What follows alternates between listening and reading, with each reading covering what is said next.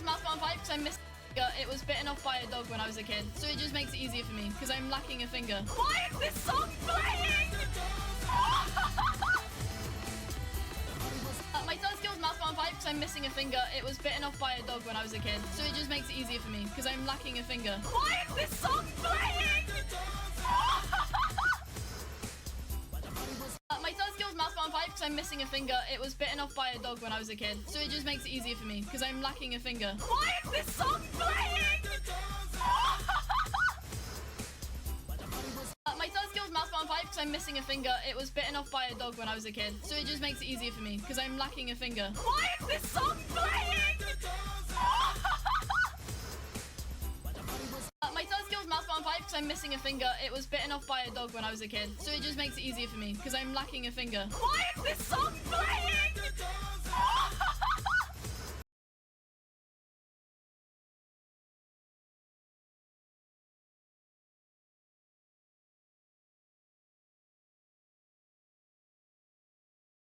My dentist told me I have a cavity, but I don't feel anything. Why do I need a filling?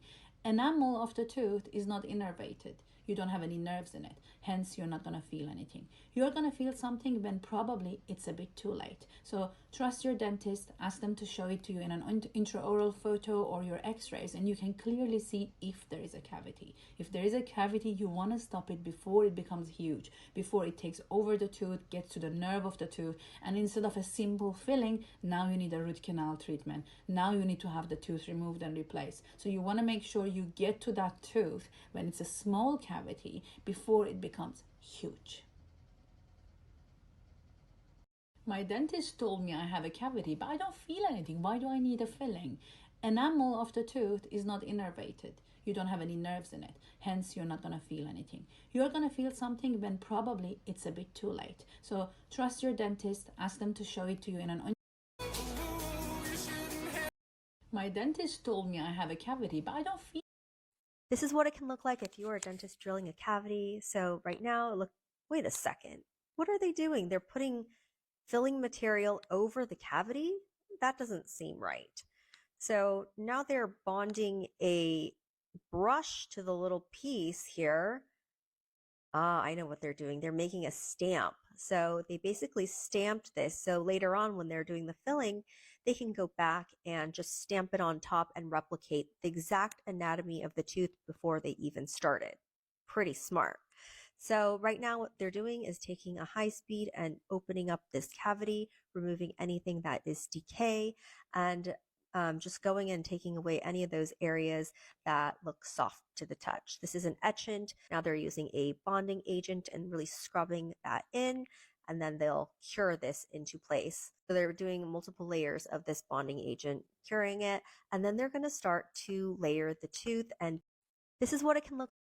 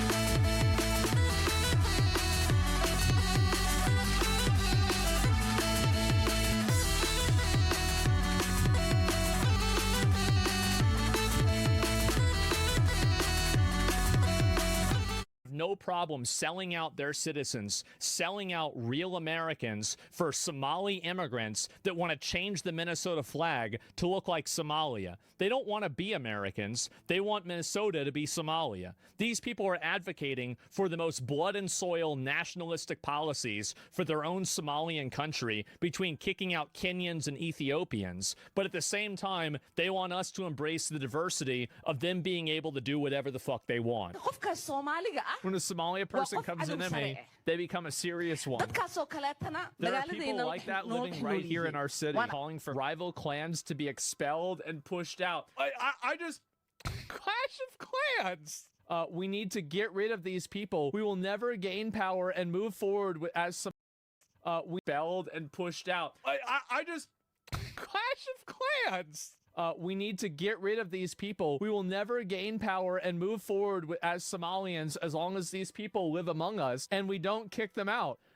Yeah, I don't think so. Let's have an investigation by the same people that did nothing. To do an investigation, to get warrants, to indict people in order to actually... And I agree with you. They should do this. I just don't trust the Minnesota government to do it. It should be the federal government. And even them, I don't entirely trust to do it. It's a huge problem. I trust them more. I'd rather them do it, but that's it. But you won't. You're not going to be talking about this in 2 fucking weeks. You're going to move on to another minority group to hate, another trans... Yep, that's right. The reason why I'll be moving over to another minority group in 2 weeks is because in 2 weeks it's going to be discovered that another minority group is also doing this too. Because this is a cyclical, general problem. And I'm going to tell you something else. Minorities do not have a monopoly on this. Americans, white people, are doing it too. And the worst thing about it is that the white people, for the amount of money that gets spent, you have people like, listen, you know who's going to love this? Rick Scott. I agree these people should be investigated. This is, you're arguing with something that doesn't exist. Yeah. They all are bad.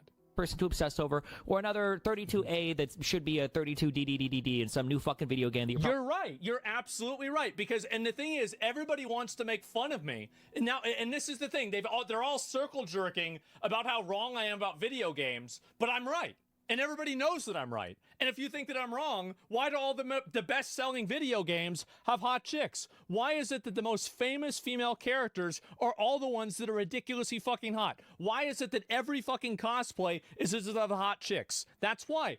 Because I'm right. And yeah, you're right. Destiny, and you want to hyper-fixate on playing Factorio and malding out while you're playing Arc Raiders. And yeah, go ahead. Do that. That's fine. But I will be here complaining about something else, okay? You're right.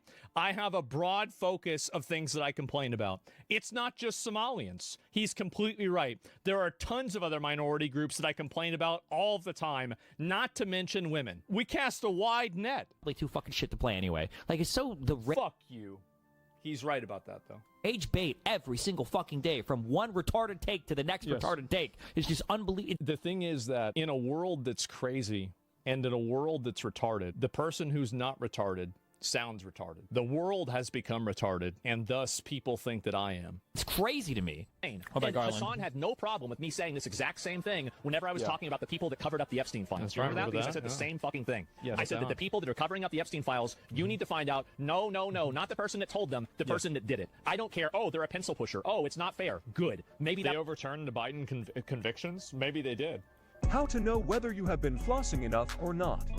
If you haven't been flossing, it will bleed when you try to floss. This is entirely true, but what if I told you you don't have to use that traditional floss and take up 2, 3, 4, 5 minutes to get this thing done? You can get it done super quick and just as efficient. You guys are probably gonna think that I'm gonna talk about our 5 times sold out water flosser, and while this is a great way to quickly floss your teeth, a lot of you guys have told me that you wish you had a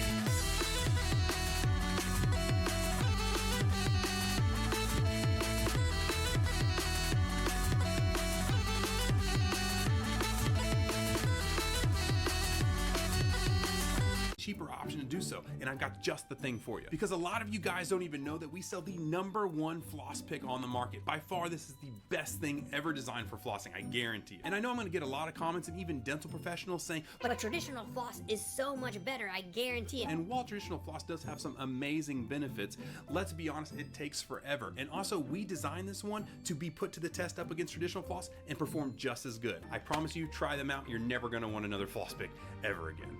There's Okay, three you guys vectors tag me that this one. your dentist is scamming. First is when he is too excited to pull teeth. His first response to everything is, I think we should extract, we should pull out. He just wants to shove things in your mouth and pull things out. And this is regardless of whether the teeth actually need to be extracted, whether you have cavities or they're impacted. Okay, so first one, I agree with actually. I think if a dentist is wanting to extract no matter what in every case scenario, there's something weird there because a lot of the times we can save that natural tooth. And in fact, a lot of us dentists believe you should try and save the tooth under every circumstance possible instead of extracting it.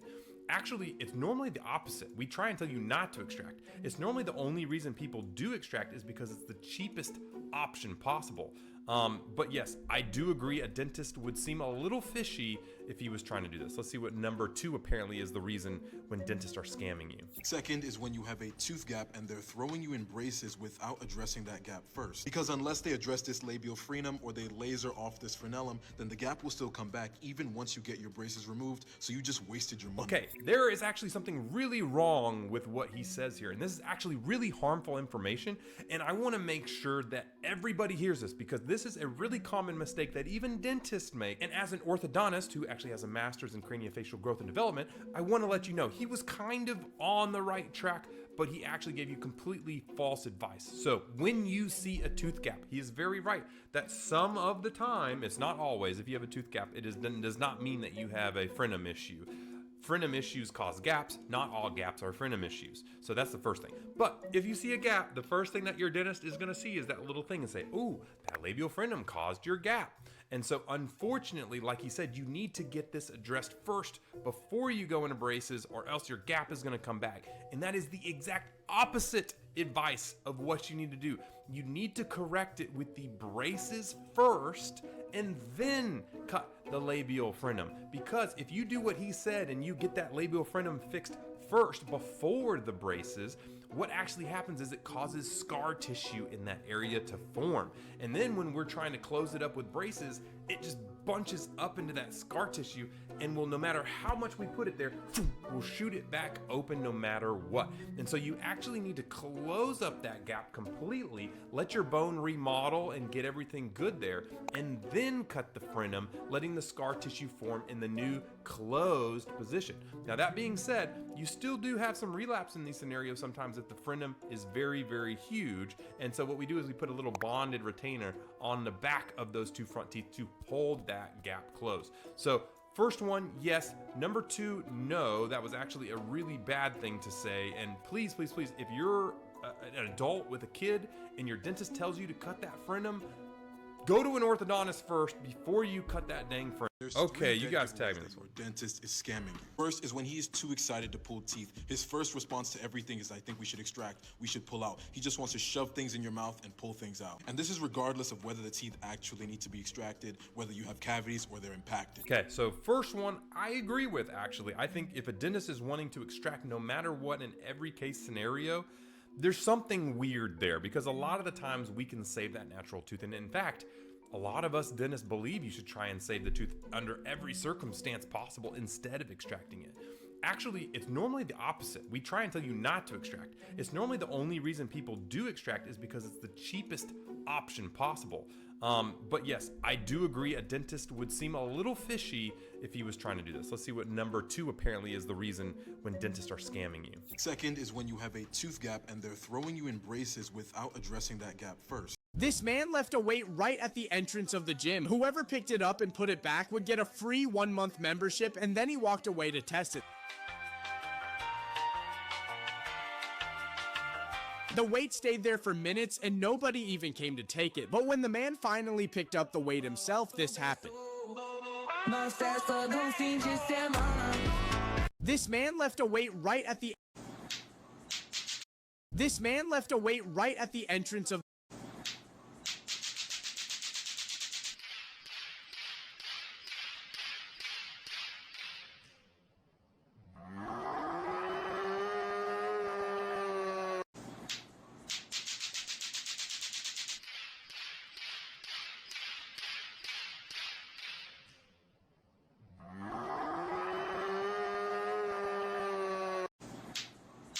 Yo, check this out.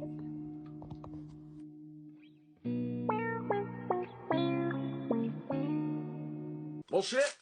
Don't have to tell me twice. What's next? Hey, did you know that 40 years ago it was perfectly fine if your cholesterol was 350? See? This guy gets it. It used to be perfectly fine to put leeches on people to remove bad blood or drill holes in people's heads to release demons, but now it's seen as barbaric?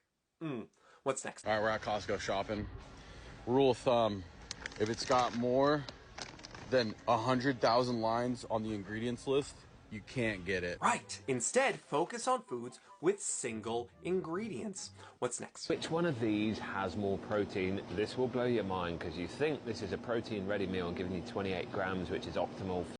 A merchant once traveled far from his village to buy goods, but along the way, he ran out of money. So he turned to a close friend. "Please," he said, "lend me 400 dinars. I'll repay you soon." His friend hesitated. "Sir, this is all I have. If I give it to you, I'll return home empty-handed. But I trust you. Please return it soon." The merchant smiled. "Don't you trust me? I'll return it with benefit." And just like that, the friend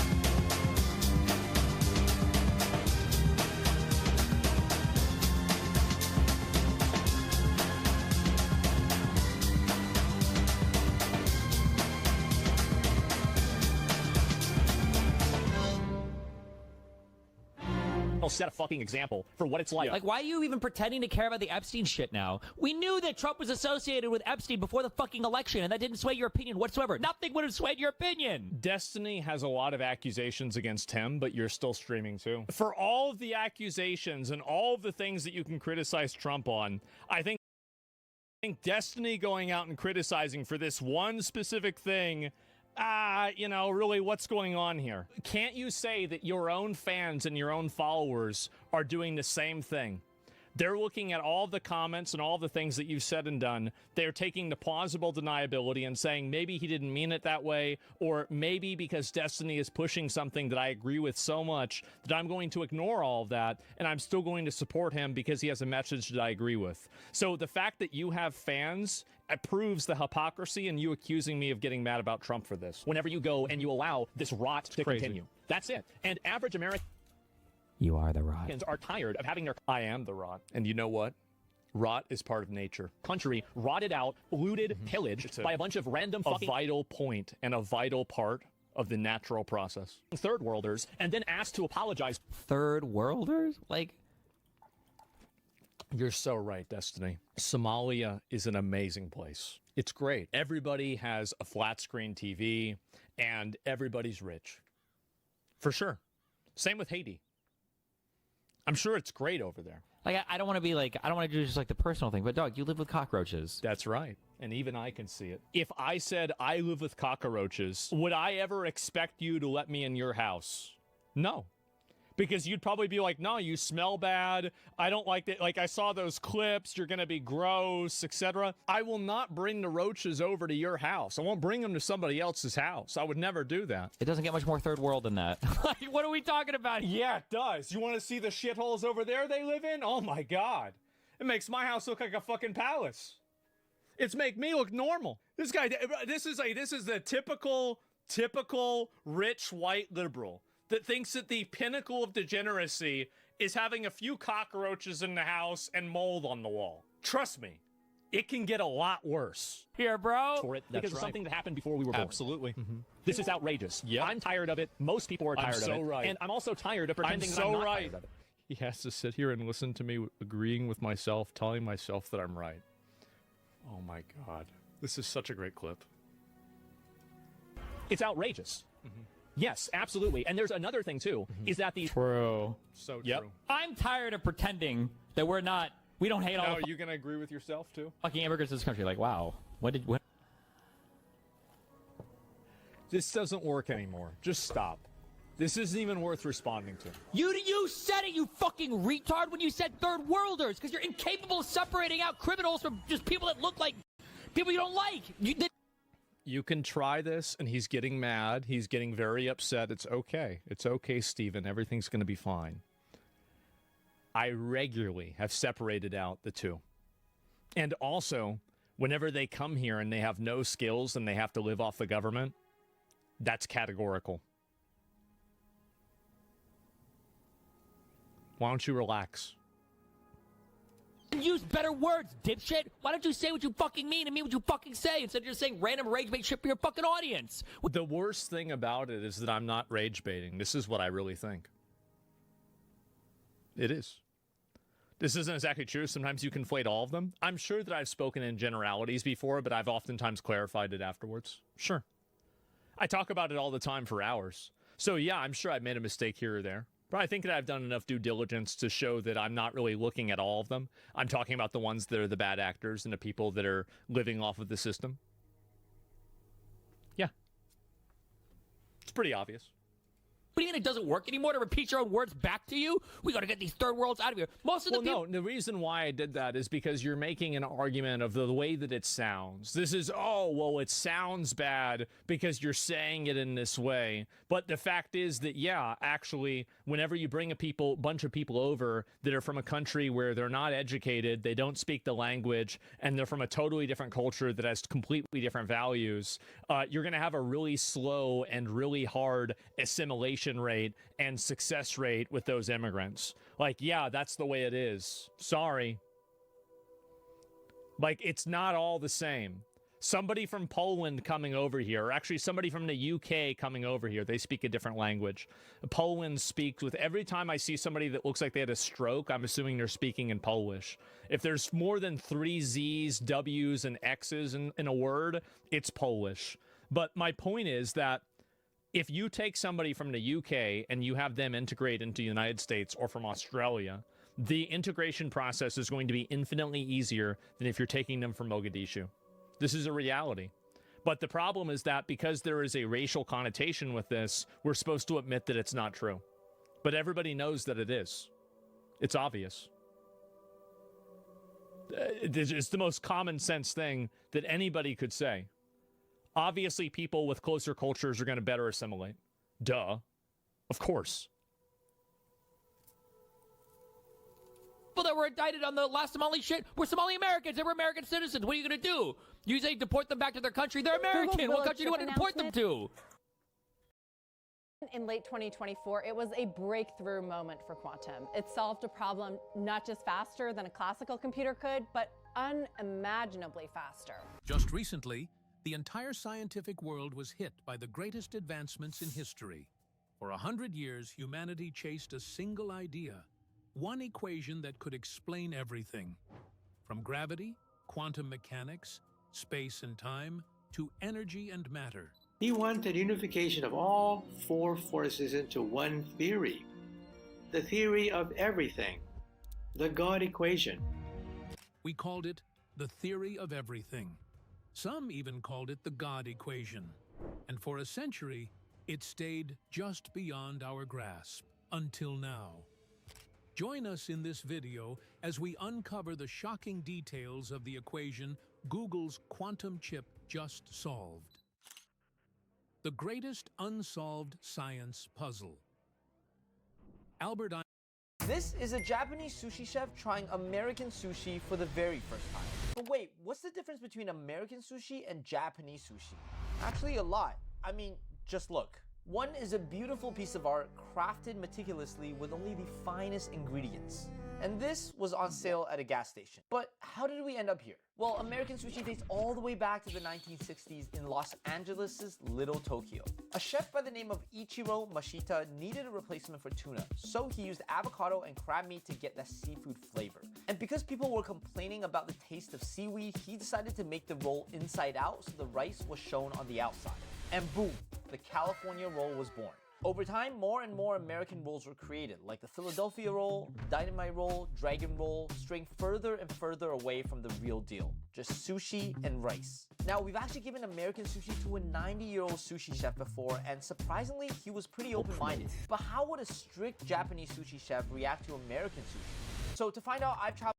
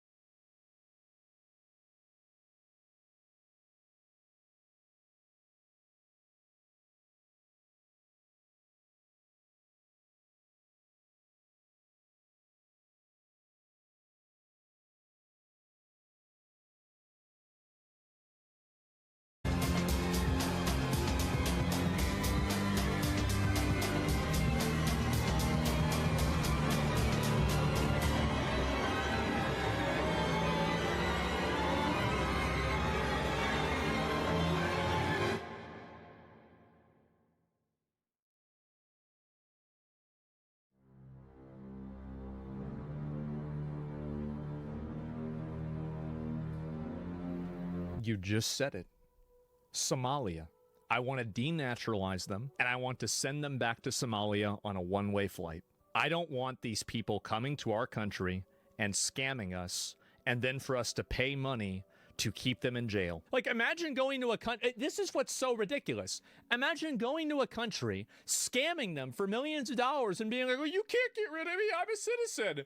Get the fuck out of here. Are you kidding me? Not after that, you're not. You're done. And if you want to stop something from happening, implement a punishment that is so brutal, so savage, so extreme that nobody even considers fucking around with it. And that stops people from doing it. If the rules are an inhibitor to justice, and they are an inhibitor to a nation exercising its sovereignty and being able to protect itself from foreign invaders, then the rules need to be ignored and changed. Like, just because something's written down doesn't make it right. Gay marriage wasn't against the law, was against the law for like decades. I don't base my morality off of the law. And by the way, this is the moral and ethical position. You're gonna outsource your morality, your thinking, your ethics to some random fucking people? They're all dead. All those people are dead. How the fuck are they supposed to know the way the world's gonna evolve? And we're supposed to live according to that. Give me a break. Laws constantly change. Slavery was legal at one point. Yeah, don't care about the laws. You talk about ancient Greece. That's why they have a punishment called ostracism. Yeah, well, there's been a lot of people that are on that. Destiny's mad about this. Oh, here's another one. Destiny listens to Asmongold describing undocumented immigrants as parasites. How much do you want to bet that this is going to be an argument that is going to be against me? It's going to be a personal attack, and then it's going to be laced with moral posturing of it sounding bad. Let's find out. This illegal alien, when you're the person who now has to pay a higher premium for your health care, you have to pay a higher premium for your insurance, for your home insurance, or your car insurance, because these fucking parasites have come in from other countries. They're stealing our money. Parasites? How does it even make... What? They're parasites because they take a job? That's a... Yes, of course they are. Absolutely. Whenever they're taking a fake job and getting paid millions of dollars for it, what the fuck do you call that? So what is a parasite? A parasite attaches itself to a host country, stay with me here. It attaches itself to a host, and then it extracts nutrients, resources, and life force out of that for itself. Now, what part of that is wrong? That's being a parasite? Do you know what parasite even fucking means? I just explained it. This parasitic leech, what's he doing? He fucking came and he worked for his fucking money. Oh, what? Who's working? They weren't doing anything. Surely, and by the way, oh, wow. The economy can't survive without a Somalian immigrant welfare underclass that we have to constantly pay money out of. This is a necessity for America. When Thomas Jefferson and George Washington drafted the Constitution, they were thinking about how is it that we can create a permanent underclass of illegal migrants or immigrants that are, in most cases, costing us money so we can pay for them infinitely. Oh yeah, that was definitely that's what they were planning on. What? He fucking got a job? What the fuck? What?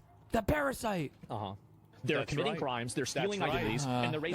Let's hear it. It's like you're complaining about a thing, but you're so off on things. Okay. If anything, like even illegal immigrants probably overall reduce the cost of healthcare because they're paying it. Well, then we should just import all of them, and then why don't we do this? Oh, that's what I said. Just import all of them. Oh. Don't actually respond with substance to any argument I make because we're substanceless, but that's fine. Well, of course not, because all you have to do, the thing is that all you have to do is go to, this is a very simple concept, right?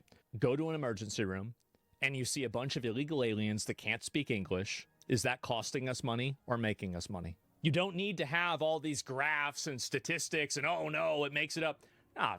Think about it for yourself. Think about it for 3 seconds. For 3 seconds. First-hand experience. Yeah, I've seen it. The immigrants are sending money overseas? Absolutely. Not in his neighborhood? Yeah. At worst, it's costing lives? It does. Infinite money? Idris Elba is now Sir Idris Elba? Oh, congratulations for him. I think that's deserved. Good for him. He's baiting you to comment to stay relevant. It's okay. It's good content for me, too. I don't mind it. So, yes, remember when he said, let's just say it's 50 billion? He literally used the same ad absurdum argument against you 5 minutes before this. I don't know why Destiny is bending over backwards to justify Somalian immigrants coming over and scamming us and living off of our welfare.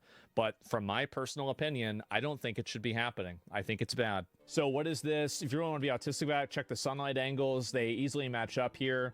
Image 1 is from the site. Image 2 is clearly shown in the photo. The building Kitchen is next to is built close to the south. You can see the sunlight shining to cast a shadow. I mean, again, I think Destiny is trying to pick apart the most granular, irrelevant, meaningless detail. Like you have a 42-minute video that's exposing $100 million of fraud, and you're trying to see like, oh, well, there's one time that you went there and it might not have been open at that time. What about the other 41 minutes? Why are people standing up for fraud? Destiny likes to always take the opposite side of things. He loves playing devil's advocate for stuff. I don't know really why. Like, I mean, anybody who's coming to the conclusion that this isn't obviously a scam is functionally retarded. And so, yeah, is Nick Shirley lying about his story? Yes. I mean, it's again, like, I mean, I don't see how, like, there's an investigation into this. They've shut down multiple other ones.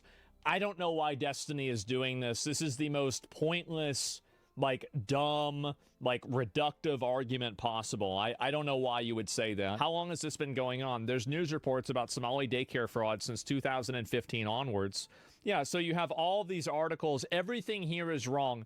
And this is the Reddit tier, like, analysis that I think Destiny will sometimes hyperfixate on, which is, let's go ahead and let's talk about the inconsistency in the time based off of the sunlight rather than the 50 other articles, everybody else discussing this. The obvious a priori, now, same exact location under a different name, had already been charged with hundreds of thousands of childcare fraud by the FBI in 2017.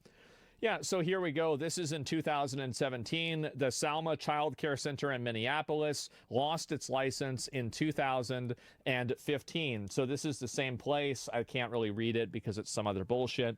But yeah, same exact location under a different name. Yeah, and so really, I don't know why Destiny would do this. Why would you even try to defend this? You could say that you got this part wrong, but then to go and say that the whole thing is fake is ridiculous. Destiny constantly interjects with idiotic takes in an attempt to try and stay relevant. I think that it's really interesting. The exact same location under the guise. Oh, here it is right here. Of Salma Childcare has been charged with hundreds of thousands of childcare fraud by the FBI.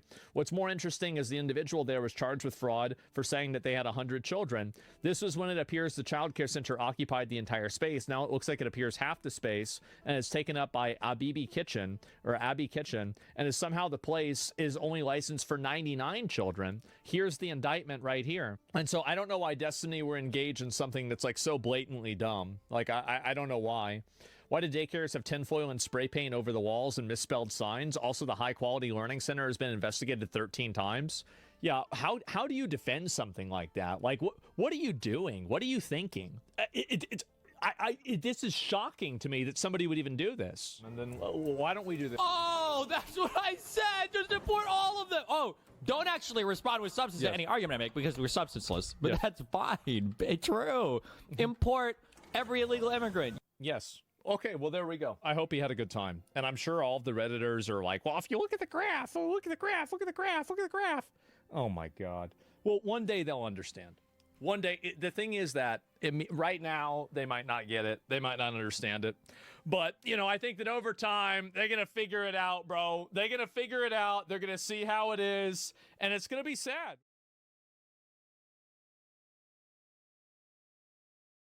This is my fake McDonald's that's way busier than an actual McDonald's down the road. And this is the story of how it happened. I was sat on my laptop one day when I received a random email from a stranger that said, "Nico, I need your help. I've opened a drive-thru restaurant and we're struggling to get customers. If you could think of a plan to help us, that would be a dream come true. With regards, from Zach." Now this definitely piqued my interest, so I decided to go down and visit. Oh my gosh, that's how we do it with McDonald's though, man. Well done, George, man. Everyone in the comments down below, please comment. George is genuinely Mr. Mission Impossible. But our chaotic heist turned out to be a big success as people were stopping by the booth, only never where they were supposed to. Reverse a bit more, reverse a bit more, please.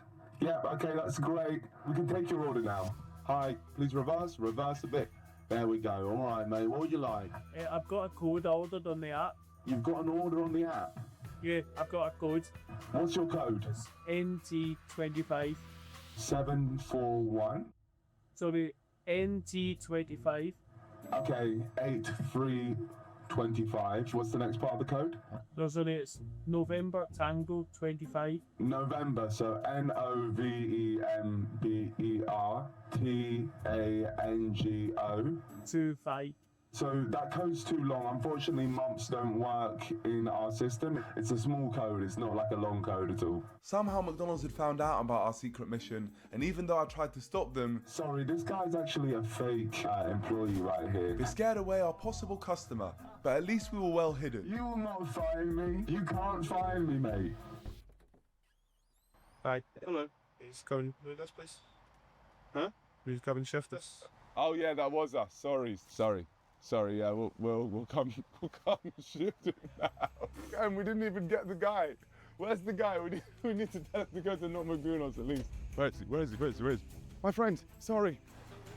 I just want to say we're opening a restaurant called Not McDonald's down the road, and we're giving away free food. But absolute pleasure to meet you. And yeah, the people here at McDonald's, they don't know what they're talking about. They're stupid. Have a great day. Big up, my friend. Oh, amazing. We've got a customer. Now that Paul Scholes was on his way to our drive-thru, it was time to collect our booth, as the McDonald's managers felt threatened by our clearly better drive-thru. It's nothing personal. I just want Not McDonald's to be the biggest restaurant in the world. That's not the right way to go about it, is it? Sometimes you just have to do things in the biggest restaurant in the world. That's not the right way to go about it, is it? Sometimes you just have to do things in a different way, you know? Not really, but anyway, it's done now, but we'll be reporting you in the registrations to the police and all. Please, not the police. All we wanted was to have more customers. Is that a crime? Maybe it's best now we go back. So I headed back to meet the special people who are going to make this crazy idea possible.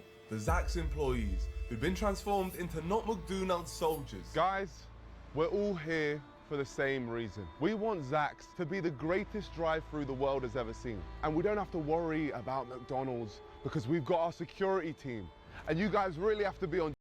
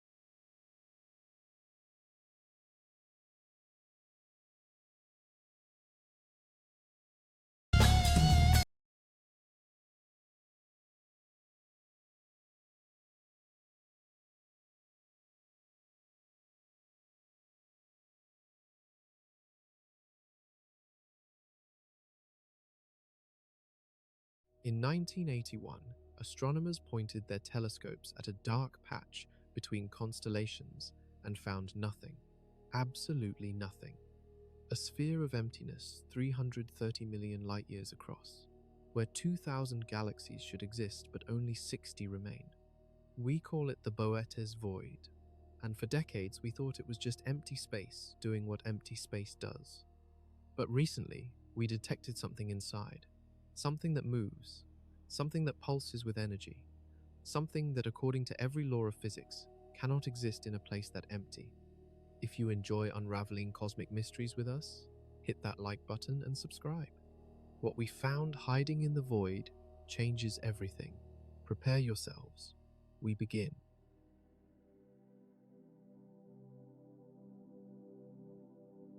Picture this. 1981.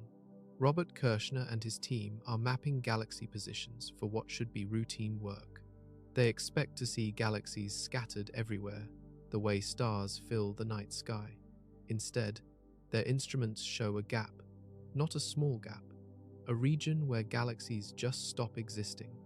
They check their equipment 3 times. The readings stay the same. They expand their survey outward, following the edges of this emptiness. It keeps going and going until they realize they are staring at something 330 million light-years wide. To understand that scale, imagine our entire galaxy is the size of a quarter. You would need to line up 33 million quarters edge to edge to cross this void. Light itself, traveling at 671 million miles per hour, needs 330 million years to make the journey from one side to the other. The team names it the Boötes void, after the constellation where it hides. They calculate how many galaxies should occupy this volume of space, based on the average cosmic density. The answer comes back, around 2,000 galaxies minimum. They count what actually exists inside. 60 galaxies. 60. That means 97% of the galaxies that should be there have vanished, or never formed in the first place. The discovery sends shockwaves through astronomy because voids this empty are not supposed to exist according to our models of cosmic evolution. Matter should be distributed more evenly throughout space. Something carved out this region and left almost nothing behind. But here is where the story takes a darker turn. Those 60 galaxies that remain are not randomly scattered. They cluster along the void's edges in thin chains, like they are fleeing from something at the center, like they know better than to venture too deep inside. When Kirshner publishes his findings, other astronomers rush to point their instruments at this region. Every telescope confirms the same thing, a sphere of almost perfect emptiness hanging in space. Most scientists assume it is just an unusual statistical quirk, a cosmic accident. The universe occasionally rolls the dice and comes up with weird results.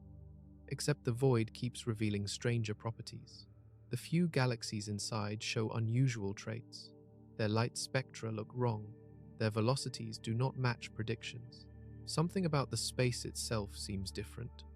And 40 years later, we detected energy signatures coming from deep within that emptiness.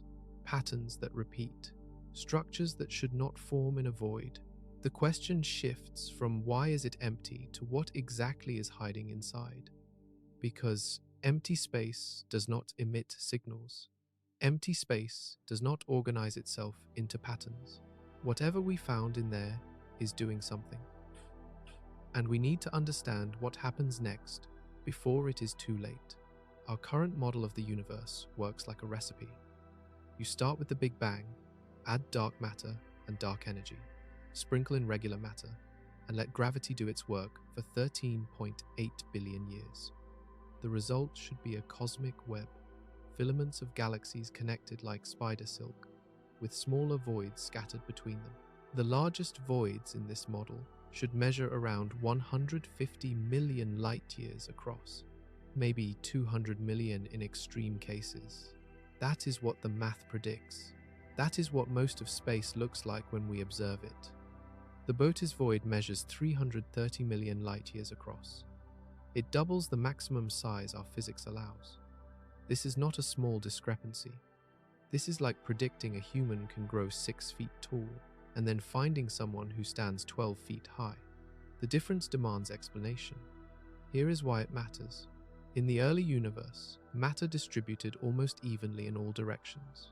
Tiny quantum fluctuations created slightly denser and slightly emptier regions. Gravity pulled matter from emptier zones into denser ones. Over billions of years, this process carved out voids surrounded by walls of galaxies. But gravity works at a specific speed. It can only pull matter a certain distance in the time since the Big Bang. Run the calculations backward, and you find that creating a void this large requires either much more time than the universe has existed, or much stronger forces than gravity can provide. Neither option makes sense. The universe is not older than we measured. Gravity has not changed its strength, yet the void exists anyway, sitting there like a hole in reality that violates the rules. Some physicists suggested dark energy expanded this region faster than normal. Dark energy pushes space apart, so maybe it concentrated in this zone and inflated the void beyond typical limits. The theory sounds reasonable until you check the math. Even with maximum dark energy concentration, you still cannot reach this size without breaking other cosmic constraints. Others propose this region started with much less matter than average, a statistical fluke on a massive scale. But the probability of that happening calculates to essentially zero. You would need to win the cosmic lottery billions of times in a row. The truth is, we have no standard explanation that fits. The void should not exist according to our best physics. Yet, every telescope that looks at this region confirms it does exist. Which means either our understanding of cosmic evolution is wrong, or something else happened here that we have not discovered yet. And recent observations lean heavily toward that second option, because voids are supposed to be passive. Empty regions do not do anything except exist. They certainly do not emit organized energy patterns. But the Bootes void is doing exactly that, which suggests it is not just a void. It is something far stranger wearing a void's appearance. Stand outside on a clear night and look up. Every star you see belongs to our galaxy. Even the faintest pinprick of light sits within 100,000 light-years of Earth. That is our neighborhood, our local reality. Now, multiply that distance by 3,300. That is the width of the Bootes void. It swallows 330 million light-years of space. To cross it, you would need to travel at light speed for longer than complex life has existed on Earth, multiple times over. Here is another way to grasp it. Take our Milky Way galaxy with its 200 billion stars. Place another galaxy just like it 50 million light-years away, then another, then another. Keep going until you have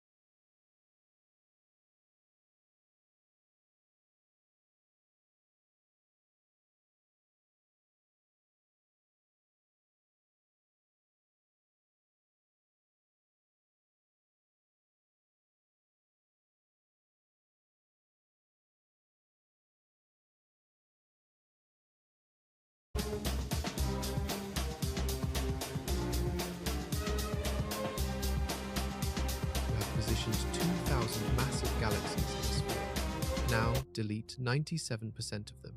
Leave only 60 scattered around the edges. That is what we are looking at. The void contains enough empty space to hold thousands of galaxy superclusters. Did you know marathon where runners millions of galaxies should be actually cover their nipples before a race for a very surprising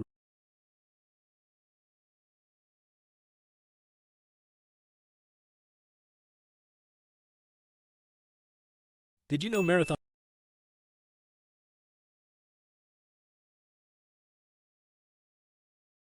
actually a life-saving trick? Did you know marathon runners actually cover their nipples before a race for a very surprising reason? Most people assume it's just about modesty, but nope, it's actually a life-saving trick for your skin. When you run long distances with a shirt on, the fabric keeps rubbing against your chest over and over, and after running 10 to 20 miles, that friction adds up in a painful way. It can feel like someone literally sliced your nipples open. That's why so many runners choose to train shirtless whenever possible, just to avoid that painful burn. So if you ever forget to cover your nipples before a long run, just know you're in for a world of hurt. Would you still run a marathon without tape, knowing what could happen?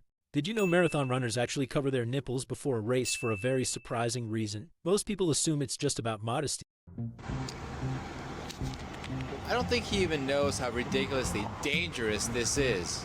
So this right there is a tire bubble which can form because of a defect in the tire from hitting potholes, speed bumps, etc. Driving with one is extremely dangerous, but popping one is even more dangerous. And that's because there's a crazy amount of pressure that gets built up there. Okay, but now imagine if all that recoil from the pop got pushed into the scissor, which could then be pushed into the leg, which is right there. You'd be showing up in the ER. I don't think he even knows how ridiculously dangerous this is. So this right there is a tire bubble which can form because of a defect in the... This man quickly learned he tried to intimidate the wrong person during an argument outside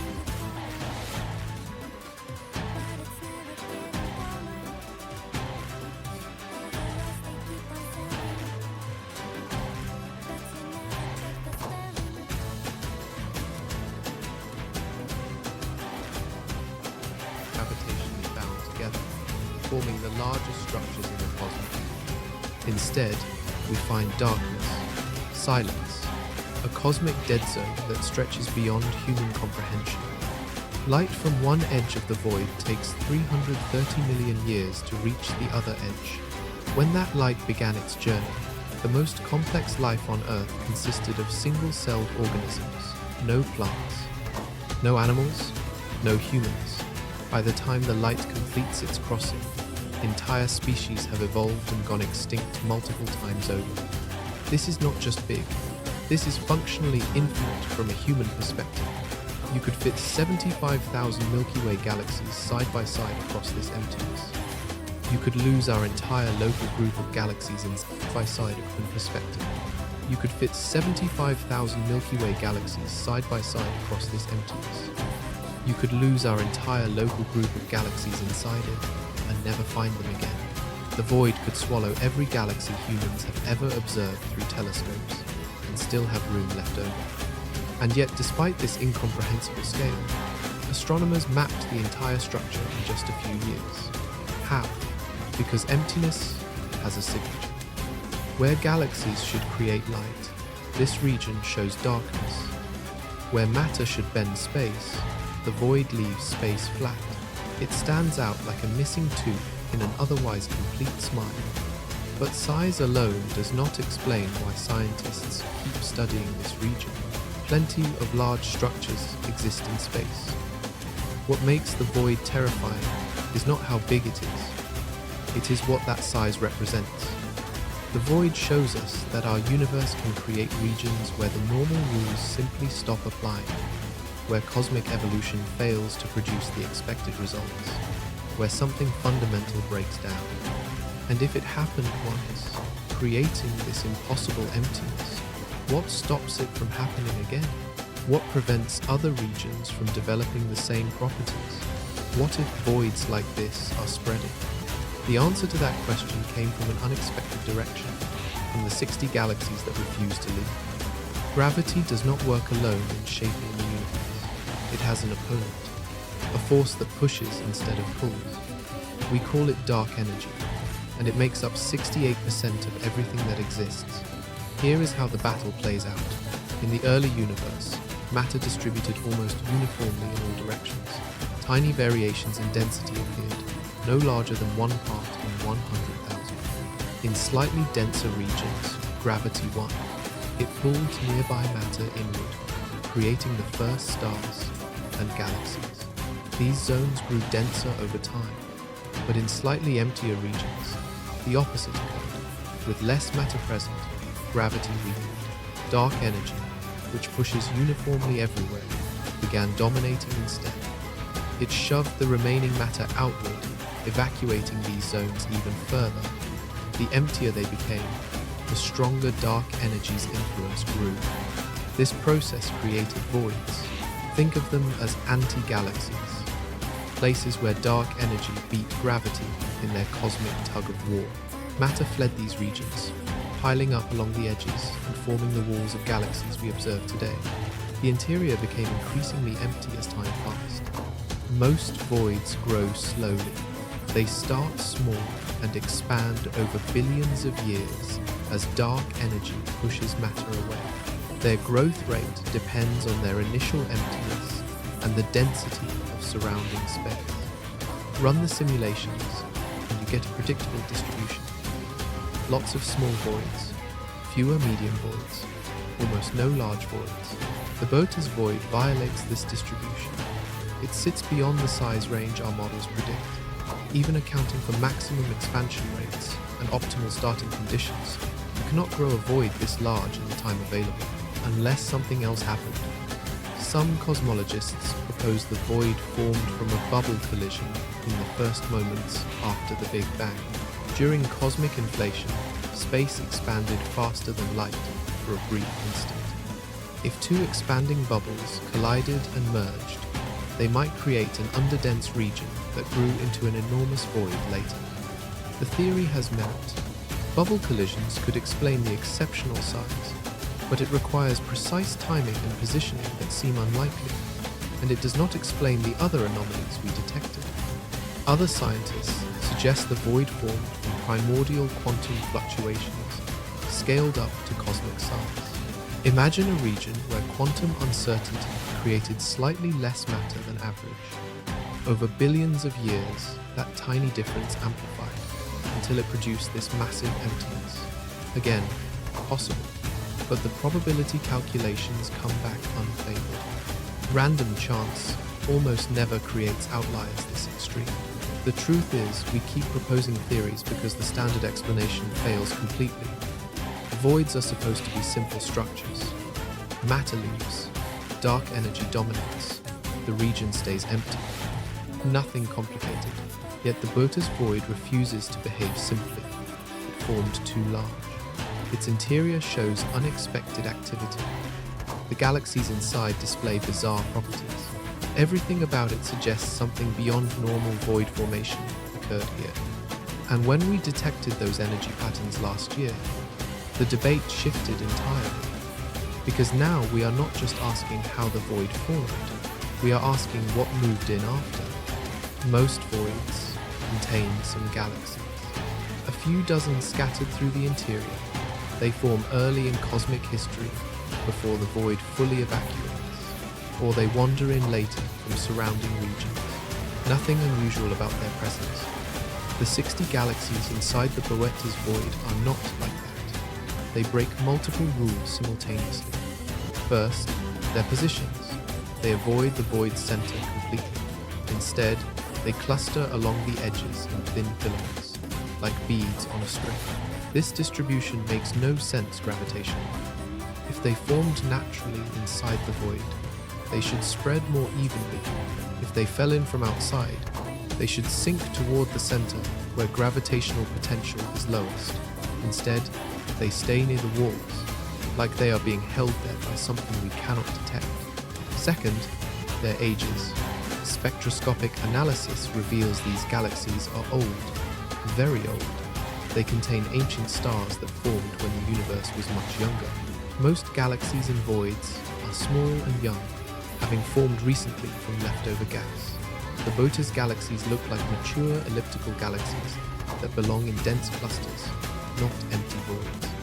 How did old, massive galaxies end up in the emptiest region of observable space? Did they migrate here? Were they pushed? The motion patterns do not support simple migration. Something else placed them in these specific positions. Third, their velocities. Galaxies move through space at speeds determined by local gravitational fields. Measure a galaxy's motion, and you can infer the mass distribution around it. The Botas galaxies move wrong. Their velocities suggest they feel gravitational forces from matter that is not there. Matter we cannot see. You might think dark matter explains this. Dark matter fills most of space, providing invisible mass that affects galaxy motion. But voids specifically lack dark matter. That is part of what makes them voids. The dark matter evacuated along with regular matter. Yet the galaxies inside Botas behave like dark matter surrounds them, like the void is not actually empty. Fourth, their light. Every galaxy emits radiation across multiple wavelengths. Visible light, radio waves, X-rays. The spectrum tells us about the galaxy's composition and activity. The Botas galaxies show spectral anomalies. Specific wavelengths appear dimmer than expected. Others appear brighter. The pattern does not match any known galaxy type. Some astronomers propose the void's emptiness affects how light travels through it, altering what we observe. But light does not change properties just because it crosses empty space, unless the space itself has unusual properties. Which brings us to the most disturbing observation. The 60 galaxies are not randomly oriented. Their rotational axes point in similar directions, not perfectly aligned, but statistically improbable. Like they are all responding to the same external influence. Galaxies form from collapsing gas clouds that rotate randomly. Their orientation should show no pattern across large distances. Finding alignment suggests a force acted on all of them simultaneously. A force strong enough to influence their formation or alter their rotations after. We have no idea what that force could be. Nothing in standard physics operates on such scales, yet the alignment exists in the data, confirmed by multiple independent surveys. The 60 galaxies are not just survivors in an empty void. They are markers, clues pointing towards something we have not discovered yet, something that organized them, something that keeps them in place. And recently, we found it starting to wake up. Galaxies age like living things.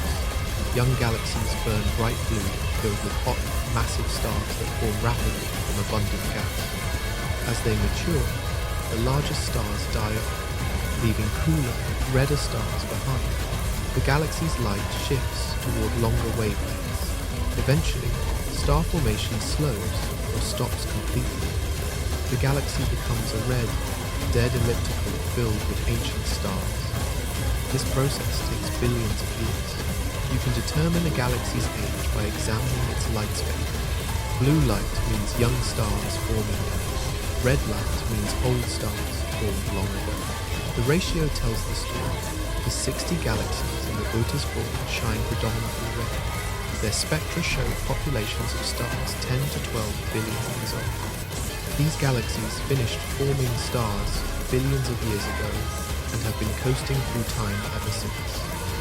They look like retirement homes for stars. Now, here is the problem. Galaxies like this form in dense environments. When you pack many galaxies close together in a cluster, their mutual gravity heats the surrounding gas to millions of degrees. This hot gas cannot cool down and collapse to form new stars. Star formation shuts off.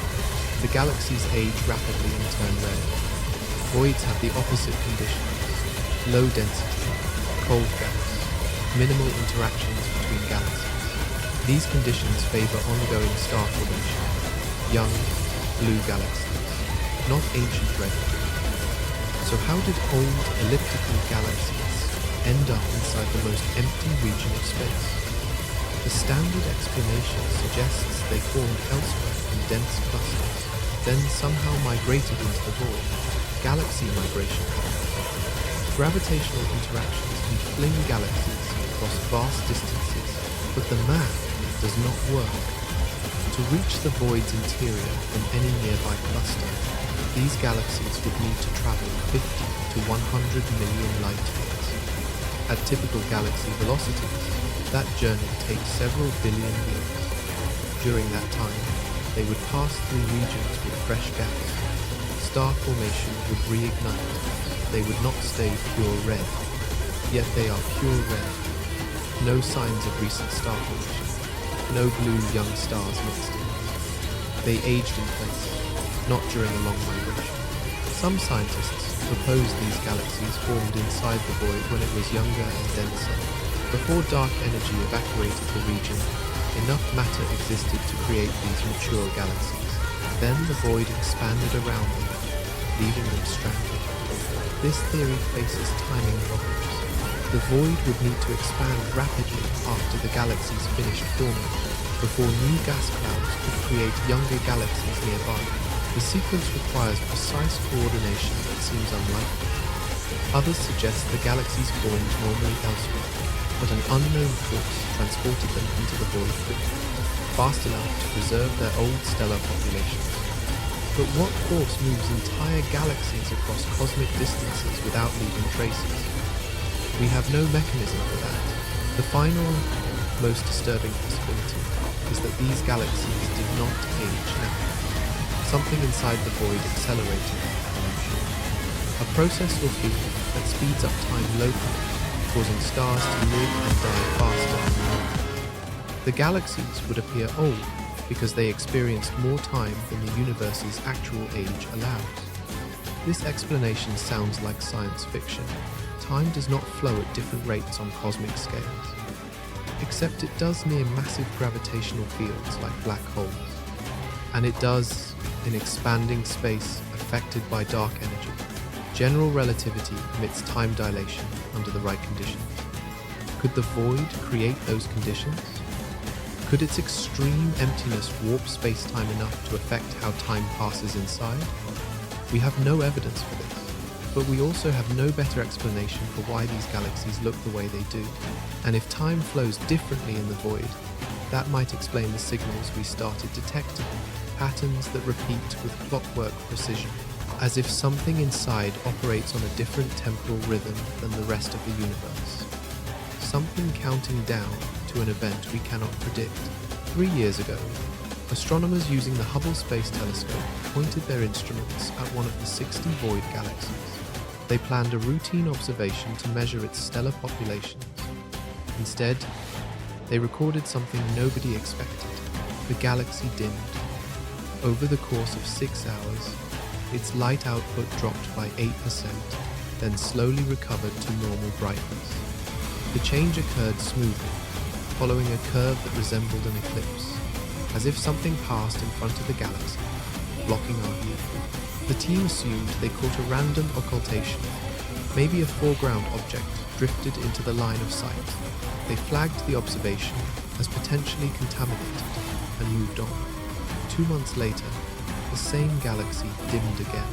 Same magnitude, same duration, same curve shape. This was not random. This was periodic. The astronomers expanded their survey to include all 60 void galaxies. They set up monitoring programs using multiple telescopes, watching continuously for weeks. What they found sent chills through the astronomy community.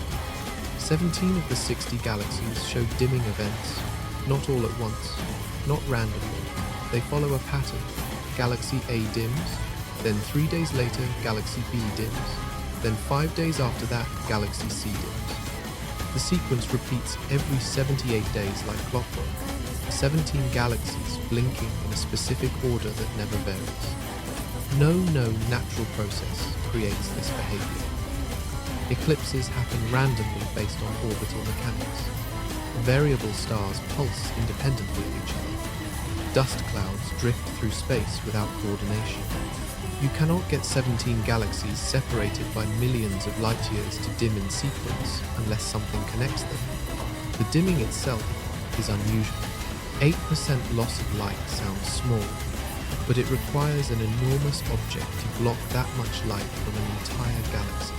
We are not talking about a single star being eclipsed. We are talking about the whole galaxy dimming together. The obscuring object would need to be larger than the galaxy itself, spanning hundreds of thousands of light years across. Nothing that large exists in the void. The region is empty by definition. Even if you compressed all 60 galaxies into a single object, it would not be large enough to block 8% of another galaxy's light, unless the obstruction is not a solid object. Some researchers propose we are seeing interference patterns from dark matter waves moving through the void. Dark matter can clump and flow like an invisible ocean. If waves moved through the region in sequence, they might gravitationally lens the background galaxy's light, creating the dimming effect. The theory requires dark matter to behave in ways we have never observed before, forming coordinated waves across millions of light years, maintaining perfect timing for years without dispersing. It is possible, but it stretches our understanding of dark matter to the breaking point. Another hypothesis suggests we are detecting megastructures, artificial constructions built by advanced civilizations.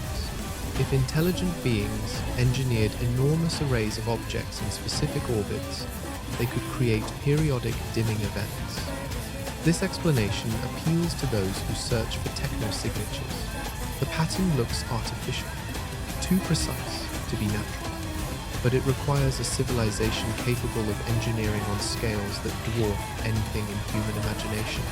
Why would they build something that dims galaxies? What purpose does it serve?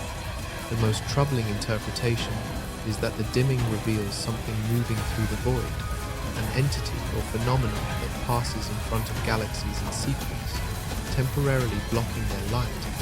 Something so large it eclipses entire galaxies. Something following a path that brings it near each of the 17 affected galaxies in turn. If this is real, we are watching something incomprehensibly massive travel through the emptiest region of space. Something that operates on schedules we can now predict. something that will complete its current circuit and begin again. The next dimming event is scheduled for 3 days from now. Telescopes around the world are aimed at the target galaxy. Whatever happens, we will be watching, waiting to see if a pattern holds, waiting to understand what casts such enormous shadows, and hoping it never turns its attention towards. Radio telescopes scan the void constantly now. After the dimming discoveries, astronomers realized they had been ignoring a vast, empty region that might contain unprecedented phenomena.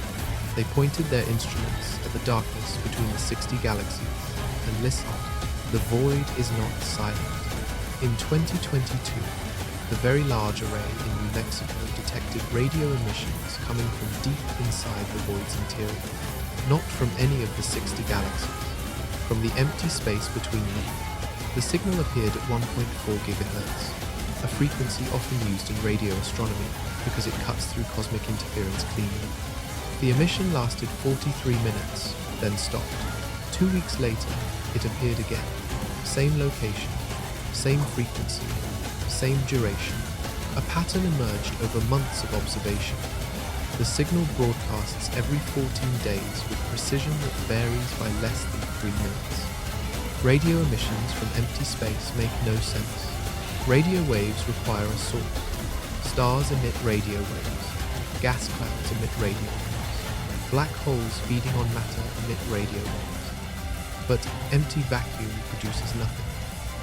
Yet here was a signal originating from a region where our instruments show no matter exists. The signal itself carries structure. It is not random static or simple pulses. The intensity varies in ways that suggest modulation, like someone is encoding information into the broadcast. Teams of scientists ran the signal through every analysis technique they know, searching for patterns that might indicate natural origins or artificial intelligence. Natural pulsars create regular radio signals, but they rotate, causing their beams to sweep past Earth periodically. This signal does not sweep. It appears and disappears without rotation. Rotating radio transients flash randomly, not on perfect 14-day schedules. Magnetars emit radio bursts during stellar quakes, but those events are violent and irregular. This source shows none of those characteristics. It broadcasts calmly on schedule, transmits for 43 minutes, then shuts off completely. The behavior resembles artificial radio stations more than natural cosmic objects. The signal's location presents another mystery. It originates from a point roughly 60 million light-years inside the void, equidistant from 3 of the dimming galaxies. This position forms a geometric relationship with those galaxies. Not random, not coincidental, specifically placed. When researchers mapped all the dimming galaxies and the radio source together, they found something shocking. The positions form a 3-dimensional lattice, a structure. The galaxies sit at specific points, and the radio source occupies a central node. The whole arrangement spans 100 million light-years, but maintains precise geometric relationships. Natural cosmic structures do not form lattices. Galaxies cluster gravitationally, creating irregular clumps and filaments. They do not arrange themselves in geometric patterns, unless something organized them deliberately. The 14-day broadcast cycle matches exactly 1/3 of the dimming event cycle. While this might be coincidence, the mathematical relationship feels intentional, like the radio source and the dimming events coordinate, like they serve connected purposes. Some researchers propose we are detecting an automated beat, an ancient transmission left by a long-dead civilization, broadcasting continuously for millions or billions of years, sending a message into the void that nobody has been there to receive. Until now, if true, the beacon's age would be staggering. The void itself is billions of years old. For a signal to broadcast that long requires technology beyond our comprehension, self-repairing mechanisms, power sources that never deplete, engineering that survives the lifetime of stars. Others suggest the signal is not ancient but recent, something new activated inside the void, something that started broadcasting only in the last few years. This timing troubles astronomers because it implies the void's properties are changing now, during the brief instant humans can observe them. What are the odds we evolved intelligence just as the void began revealing its secrets? Either we are incredibly lucky, or the void is responding to something, perhaps to our own radio transmissions leaking into space, perhaps to our gravitational influence as our galaxy moves through space, perhaps to something else entirely. The latest observations show the signal strength increasing. Each 14-day broadcast comes through slightly louder than the last. The growth rate is small, only 2% per cycle, but consistent. Extrapolate forward, and the signal will be 10 times stronger in 5 years. What happens when it reaches full intensity? What is it building toward? We have no answers, only growing concern that we are witnessing the activation phase of something that has been dormant for eons. And then last month, a second radio source appeared. The cosmic microwave background is the oldest light in the universe. It formed 380,000 years after the Big Bang, when space cooled enough for atoms to form. Before that moment, the universe was opaque. Light could not travel freely because it constantly scattered off charged particles. After that moment, light streamed outward, carrying an image of the universe's infancy. We can still see this ancient light today. It reaches us from all directions as faint microwave radiation. The CMB appears almost perfectly uniform across the entire sky, with temperature variations of only 1 part in 100,000. These tiny variations map the density fluctuations that later grew into galaxies and voids. Except in one direction, when astronomers measured the CMB toward the Borov9 void, they found something wrong. The temperature in that region reads lower in surrounding areas. Not by much. Only a few millionths of a degree, but measurable, consistent, real.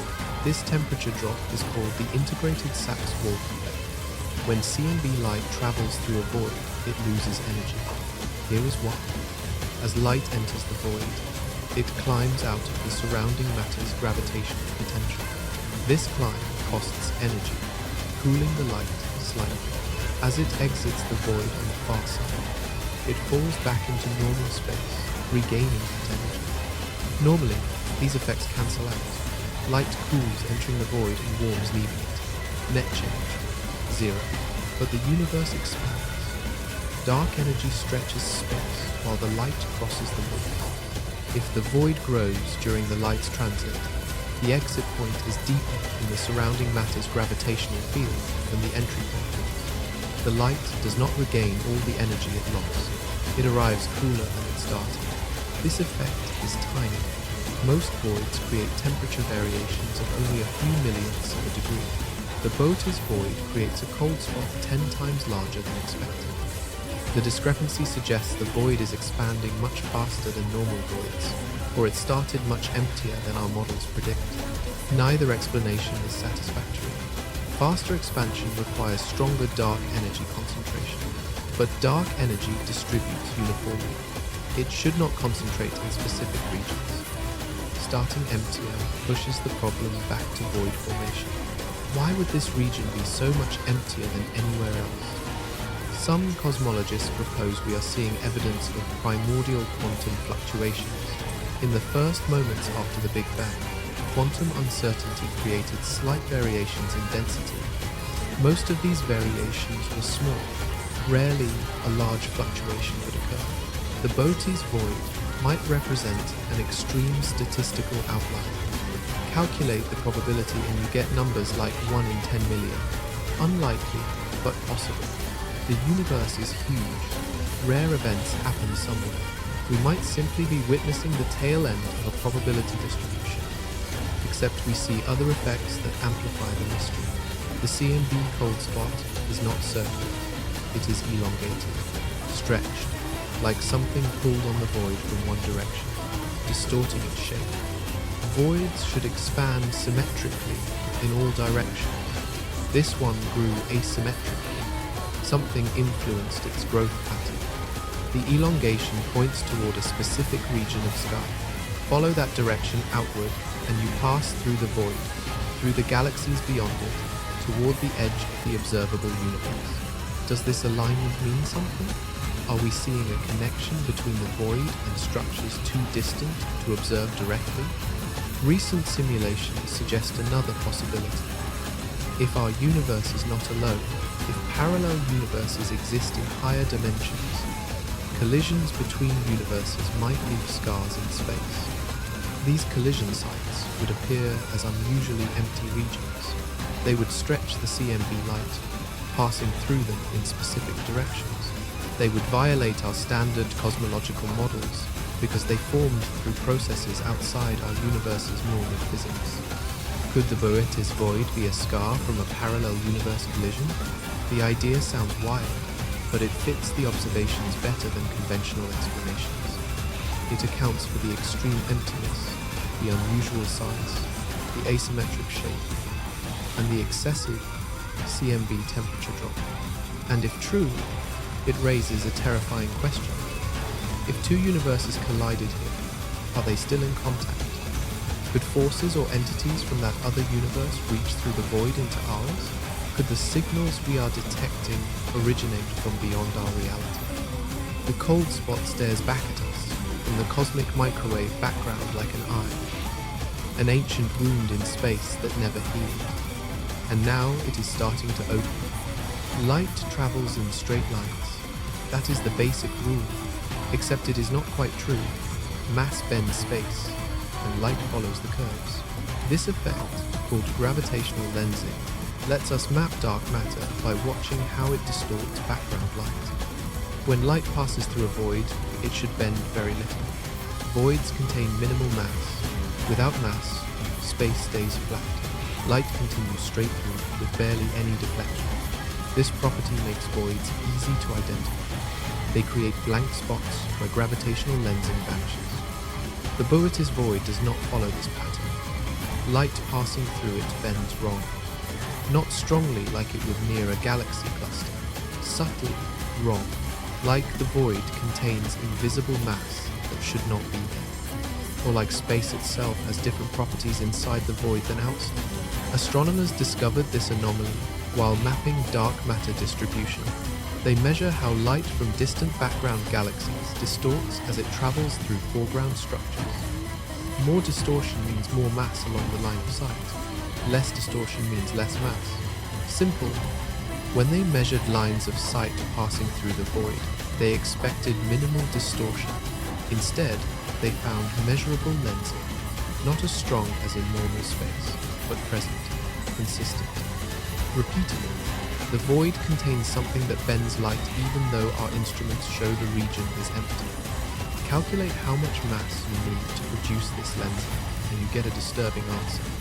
The void would need to contain about 10% of the matter that should exist in normal space. Not nothing. Not the expected 1% residual matter in voids. 10%. That is enough matter to form thousands of galaxies. Where is this matter? We cannot see it in visible light. We cannot detect it in radio waves. X-ray observations show nothing. It is invisible across the entire electromagnetic spectrum, yet it gravitationally lenses background light, proving it exists. Dark matter explains part of this. Dark matter does not emit light but does have mass and creates gravitational lensing. Every region of space contains dark matter, even voids. Perhaps the Boetis void retained more dark matter than typical voids when it evacuated its regular matter. But dark matter and regular matter usually move together. Gravity couples them. When regular matter leaves a void, dark matter follows. Finding dark matter without regular matter requires breaking that coupling cycle. We have no mechanism for that. Another possibility is that we are measuring wrong. Perhaps light bends for reasons unrelated to mass. Modified gravity theories propose that gravity behaves differently on cosmic scales than our current understanding predicts. If those theories are correct, the anomalous lensing might result from altered gravitational laws inside the void. Testing this requires comparing lensing measurements from multiple void regions.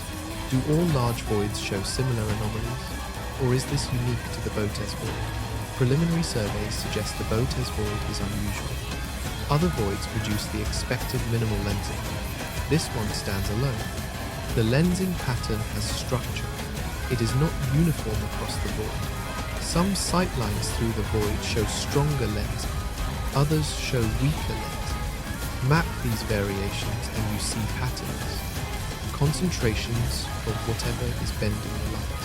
The concentrations align with the 60 galaxy positions and the radio source location.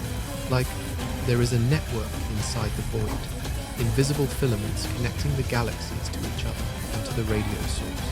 These filaments contain enough mass to lens light, but somehow remain invisible to our instruments. What could do that? Regular matter emits light, or at least absorbs and blocks light. Dark matter interacts only through gravity. This hypothetical network must be made of something else.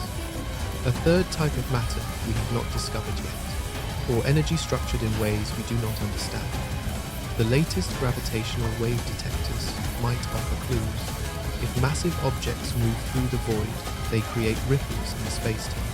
These ripples propagate outward at light speed as gravitational waves.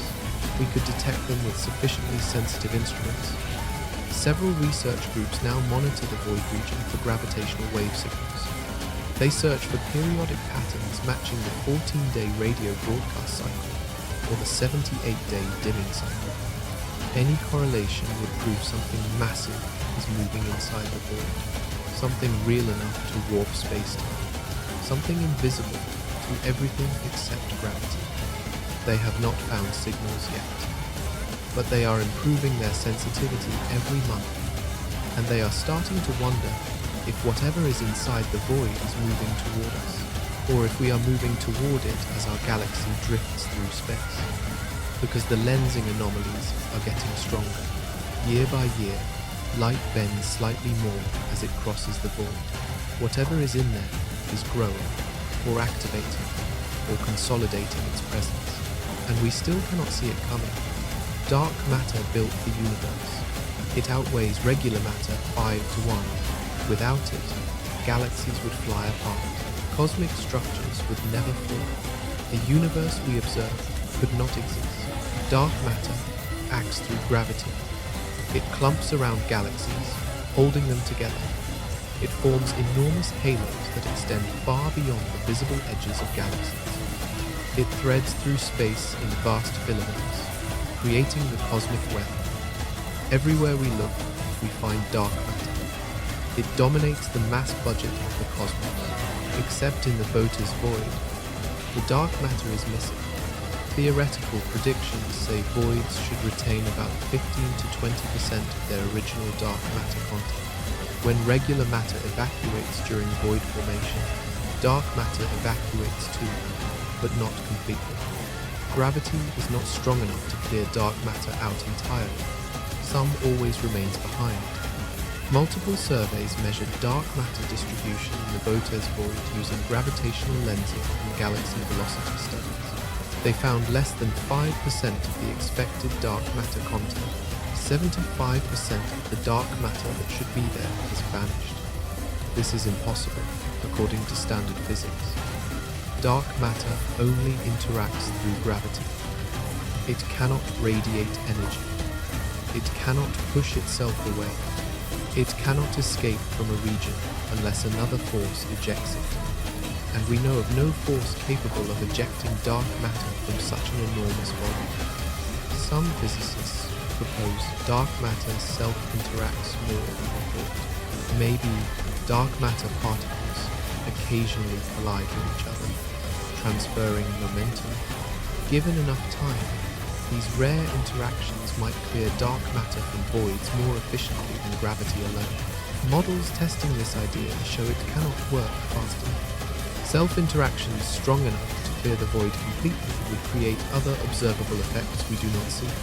The hypothesis fails. Others suggest the void formed differently than normal voids. Perhaps it began with much less dark matter than average. A primordial underdensity that has persisted since the Big Bang. This requires fine-tuning initial conditions to an extreme degree. Possible but statistically unlikely to the point of absurdity. The third option is that something removed the dark matter after the void formed. Something came through this region and swept it clean. But what has the power to affect dark matter on such scales? Dark matter barely interacts with anything. It passes through regular matter like ghosts. Moving it requires forces we do not have access to, unless the void connects to something beyond our space-time. If higher dimensions exist, dark matter might be able to leak into them under certain conditions. The void's extreme emptiness might create a weakness in the dimensional barrier. Dark matter could drain away into other universes, leaving our space depleted. This sounds like speculation from theoretical physics, and it is, but the observations demand explanations outside standard physics. We have to consider possibilities we normally dismiss. The distribution of the remaining dark matter is equally strange. Instead of spreading uniformly across the void, it concentrates in specific locations. The same locations where we detect anomalous gravitational lensing. The same locations align with the 60 galaxies and the radio source. Like something is collecting the dark matter, gathering it from the emptiness and storing it in particular spots, using it for purposes we cannot.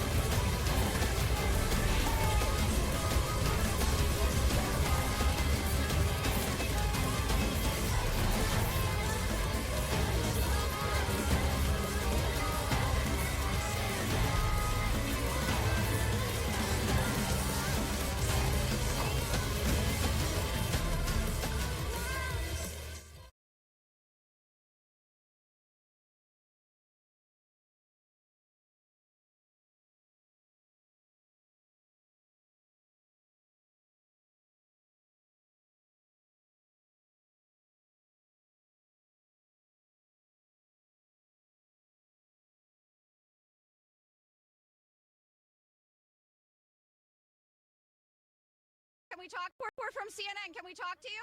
We're from CNN. Can we talk to you? It is no coincidence and no accident that every mythological creature inside of the ancient worlds, whether it's Greeks, Hindu, Roman, how many of them have a loud, screeching female character that causes problems? Sirens, banshees, I think it's a harpies. Yep, there's another one. Medusa. This is MAGA YouTuber Nick Sherman. And you can see the framing here.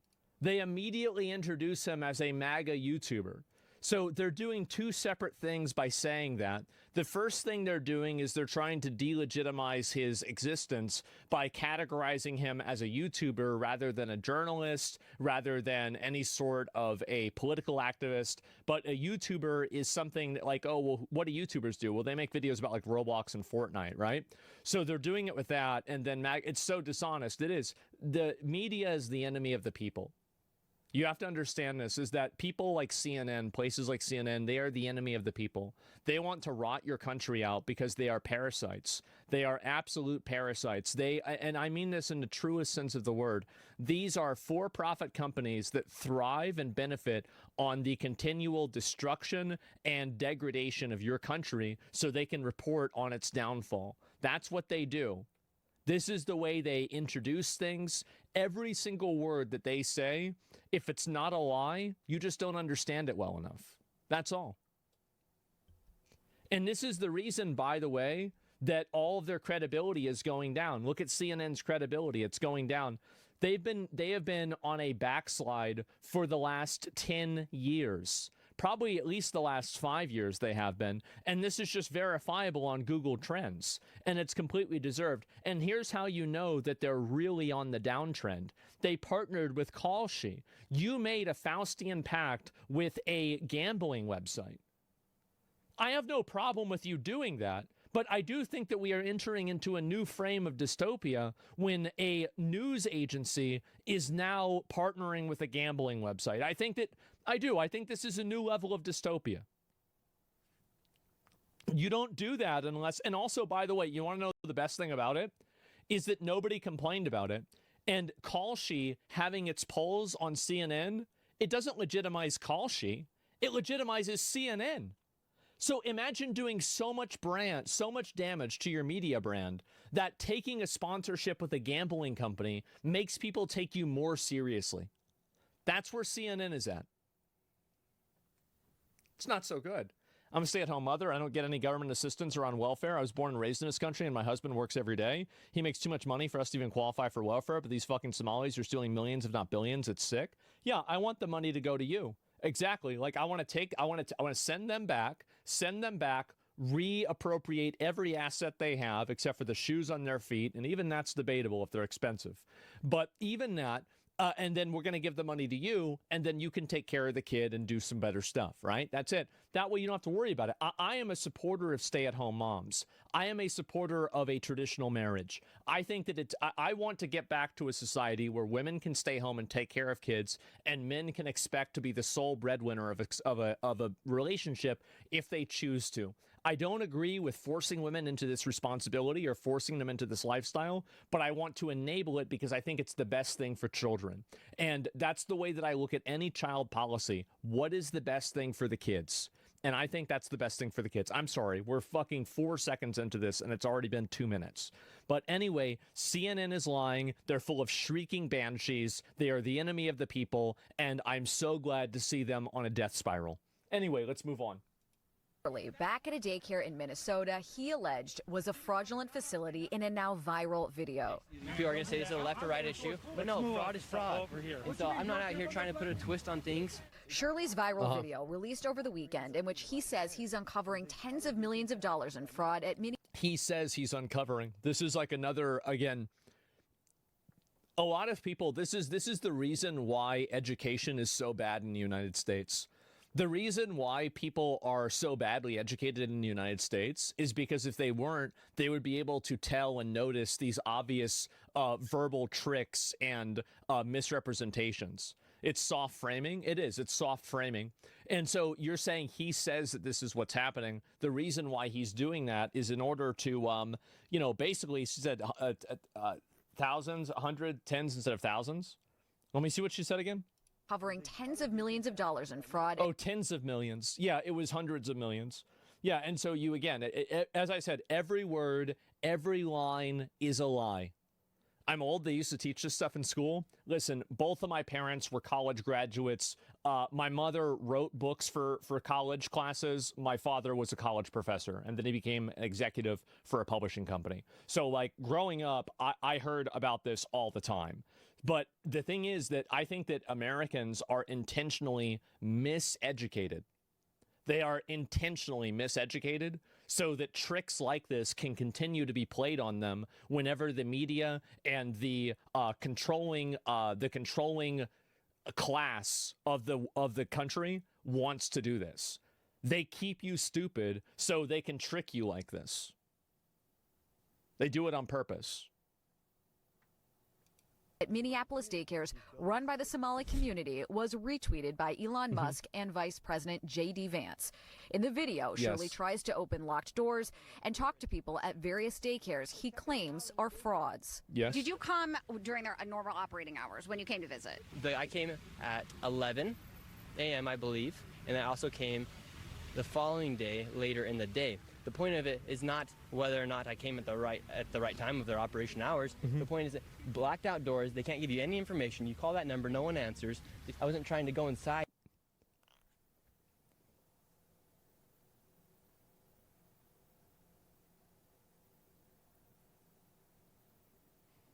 The enemy of the people.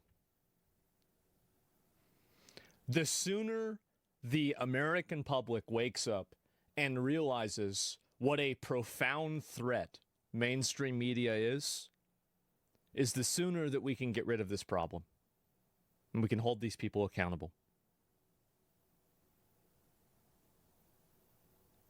This is exactly what happens. They are the enemy. Listen to the cut. Point is that blacked out doors, they can't give you any information. You call that number, no one answers. Cut the tape, shut it down, don't explain it. So these people, what they like to do is they like to hinge on one like minor inconsistency and then focus entirely on that and intentionally miss the forest for the trees.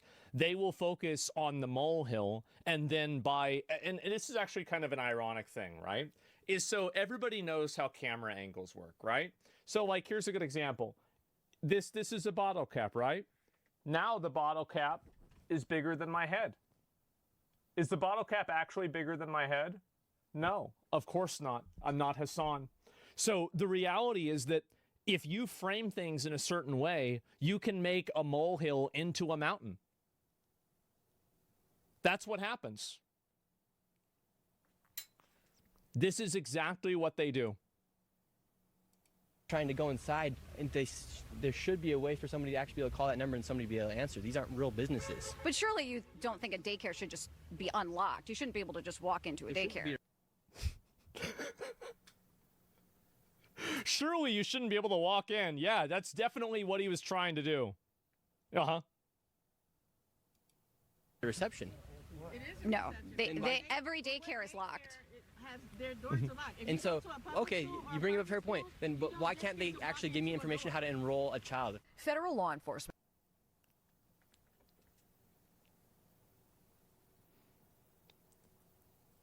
It's crazy how bad this is. This is insane. Oh my God. Why can't they even give you that at all? They cut them off real quick real fast there. Yeah, exactly. And this is the reason why you can never engage in debate and conversation with these people. Is that and so okay, you bring up a fair point. Then see, he has no problem saying, okay, I see what you're saying there, but what about these other points that I have that all point to the same thing? Like there's one of these that, you know, she's making an accusation that some daycares don't leave their doors unlocked. This is kind of what I'm assuming, is that there's probably not a policy for this with every daycare in the world. Some of them leave them locked, some of them leave them unlocked. There are probably other cases where there are two sets of doors where there's a registration and reception room, and then there's also a kids room. I remember when I was in daycare, I mean, I don't know, like it was like 1994, right? So like I don't really remember this very well because I was 4 years old, but like people were walking in and out all the time. It was never an issue. So generally that's what happens. And anyway, but he says, okay, you know what? That's fine. I don't know entirely their policy on that. Let's move to my next point. And then as soon as he does that, they cut him off.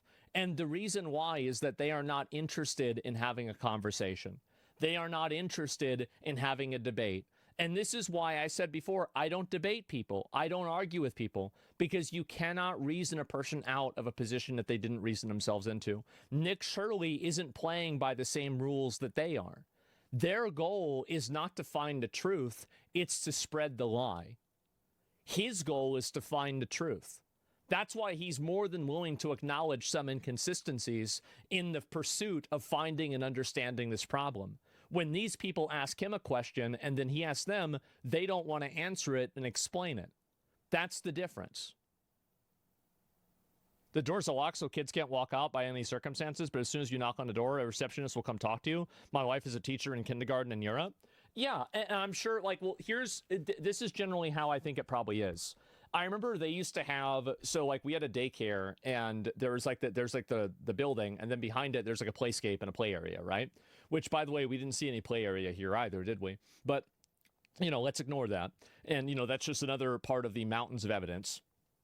And we wouldn't be able to go back inside the building because they would say, all right, go out there, you little shits. Go throw rocks at each other for like an hour, and we're going to stay inside and start drinking. You know, that's probably, I don't know what they were doing. That's probably what they were doing. Drinking and gossiping. And, you know, that's how it was. So, again, yeah, go play in traffic. Basically, this is what people like this at CNN do.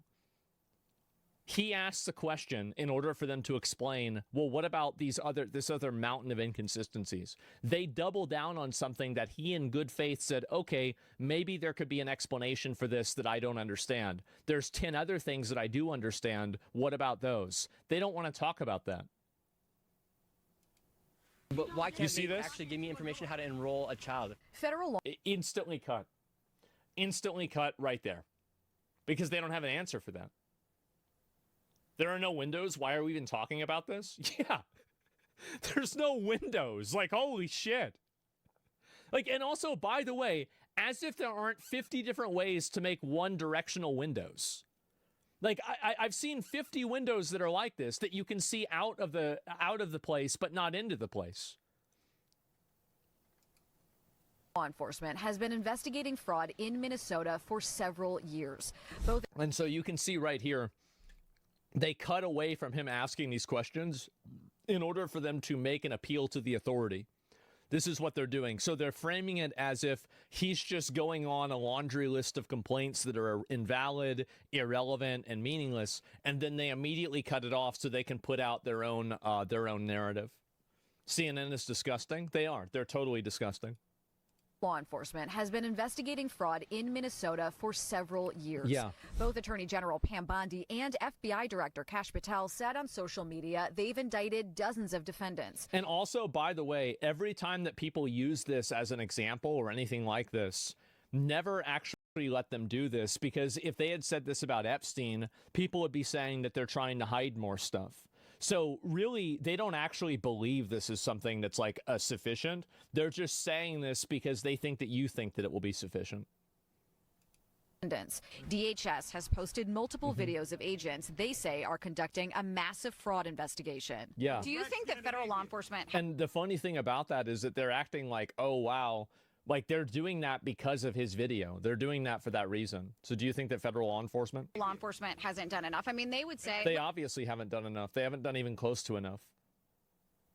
Look, these fraud cases have been going on, but they've already done like 80 indictments. And so she's immediately interrupting him whenever he tries to put an answer in, and they've already done 80 indictments. Well, what is like, there's like thousands of people that are involved in this. His hoodie, yeah. They've been going on, you know, for years. And why did I show up one day in Minnesota and go to all these daycares, no children? They're receiving millions of dollars. We uncovered nearly $110 million in fraud in one day. How do you... Exactly. Oh, they're spending all this time and money investigating this stuff? Then how did I find $100 million in a day? Any logical, rational person will come to the conclusion that the reason why that happened is because they're not doing enough and they're not doing a good job. That's what a rational, reasonable, normal, average thinking person would do, and that's what they would believe. So why is it that people don't believe that? It's because they're not rational. Know that all the allegations that you're making are true. How do I know that they're true? Well, we showed you guys what was happening, and then you guys can go ahead and make your own analysis. We're coming, so we... Yeah, exactly. We're going to show you what we found, then you can come to your own conclusions. That's the reason why CNN views this person as a threat. There it is. That's the exact reason. You can make our own analysis. Are you 100% sure you're true? Yeah. Are you 100% sure you're true? How could somebody be 100% sure about anything? This is the kind of stuff like, okay, well, we're not sure about this. Oh, yeah, well, actually, by the way, I definitely am. Like, it's not even a question. Like, any rational person would immediately see, yes, very clearly, whenever you have all of these daycares, none of them will talk to you. They don't have any kids coming in and out. You ask the people nearby, none of them say they have any kids. And then just days after that, now it's swarming with kids. It's very obvious that this was a scam. This is CNN forcing themselves to defend Hunter Biden all over again. Well, this is just what they do. Do you think any news media over here in the Netherlands told anything about the fraud? I mean, I don't think you guys should give a fuck about this. Who cares? Bro, y'all have your own problems. yeah, I don't even know why y'all be thinking about this. The same reporters lied to us for 4 to 5 years. They did. They absolutely did. I am 100% sure I'm true. CNN is looking into Shirley's claims. Hi, my name's Whitney Wild. I'm a correspondent for CNN. We reached out to several of the daycares featured in the now viral video. Only one daycare facility answered and said they are a legitimate business. So, wait a minute. Let me hear that again. We reached out to several of daycares them featured in the now viral video. Only one daycare facility. So, you reached out to bunches of these daycares and only one of them responded. Okay. Well, I mean, that's reassuring right there. I wonder if it was the learning center. If they were fraudsters, why would they admit they were fraudsters? Yeah, they're like, we're getting calls that you guys are committing fraud. Okay, so you're saying you're not? I see. And so they're racist. That's what I thought. Okay, all right, yeah, thanks a lot. I appreciate it. There it is. It's just, it's so unbelievably dishonest. It's crazy, isn't it? Facility answered and said they are a legitimate business. Have you seen the videos, purporting that some of these daycares don't have kids inside? Minnesota Republicans say despite the new focus from... No response, by the way. They never actually play the response or the conversation they had with that person. And the reason why they didn't play the response, I'm going to explain the reason why. It's because the questions that they asked were probably just basic, boring questions. They didn't do any actual research. They didn't do any investigation into this. They didn't do anything. All they're doing is now they're saying that, oh, well, let's look at the Minnesota House of Representatives. So let's get this straight. Let's look at the government to justify why the government is frauding people. Let's have the government explain to us why they're not defrauding people. The Trump administration. Press Trump, not these scammer fucks. I agree with you. I think that we should put a lot of pressure on Trump to do something about this. Like, in my opinion, I'm glad that they're cutting all of the healthcare money. I think they should cut all federal funding until this gets fixed. Just completely fucking shut it down. What are they going to do? What are they going to do? Yeah, immediately shut it down and say, unless Tim Walz steps down right now and has somebody come in and fix this, nope, you're not getting a single fucking dollar. Wait for ICE to go in there? Yep. What kind of daycare opens at 2 p.m.? Well, and here's the other thing, too, is that a daycare that's operating, I read this, that a daycare that operates after 6 p.m. has to have a separate level of accreditation because I guess it's for like a nighttime daycare and, maybe there's like more crime that happens then. And so there's like extra levels of checks and balances. And they didn't have that. So even if they had done operation inside of the business hours that they said they had, they would have needed a separate level of accreditation that they didn't have. But again, this is what you're doing by explaining any of that is you're playing into their reasoning. We all know they're lying. Everybody knows they're lying. So to the extent that you try to explain to them why they're lying, they're just going to lie again. You should be more active on X, calling out big names like CNN. I mean, I've said a few. I said, what did I say on this one? I said, keep in mind that not only does Nick Shirley pose a threat to CNN's narrative and political goals, but he also represents an existential threat to their business. Understanding this is crucial to why CNN and other mainstream media is trying to delegitimize him. It's really all you need to say.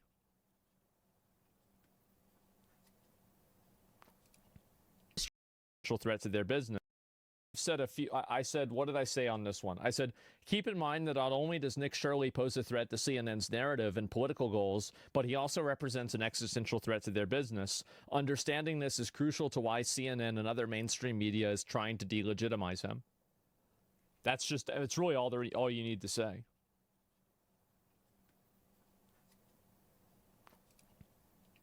They have been sounding the alarm on fraud for years. You know, we have talked about fraud. We have gotten stories. We've tried to push this forward every way that. Then why does it keep happening? Like, it's pretty. So, like, basically, you're either really bad at your job or you're letting this happen on purpose. You see what I'm saying? Like, that's it. You're either terrible at your job or you're letting it happen. It seems like they're lying, but I haven't made a final decision since I haven't seen any concrete evidence. The whole thing definitely seems fishy. I mean, it's very rare that we're going to find, like, I don't know. I mean, like, if you have a daycare and there's, like, people saying, I never see kids coming into this daycare. They don't open the doors. The building looks like it's a manufacturing room, not a daycare. There's no windows anywhere. They have the door, like, blacked out with tinfoil. Nobody will let you in. Like, I mean, what are we talking about here, guys? I mean, are we really even, are we indulging the concept that maybe this isn't a scam? It's not it's obviously a scam. Like, just think for yourself. This is the problem, is everybody wants somebody to think for them. Think for yourself. There's a lot of points on the graph. Yeah, and they all draw the same line. Do these businesses have websites? I don't know. We can. At the daycare where Shirley showed back up, a stream of children walk inside.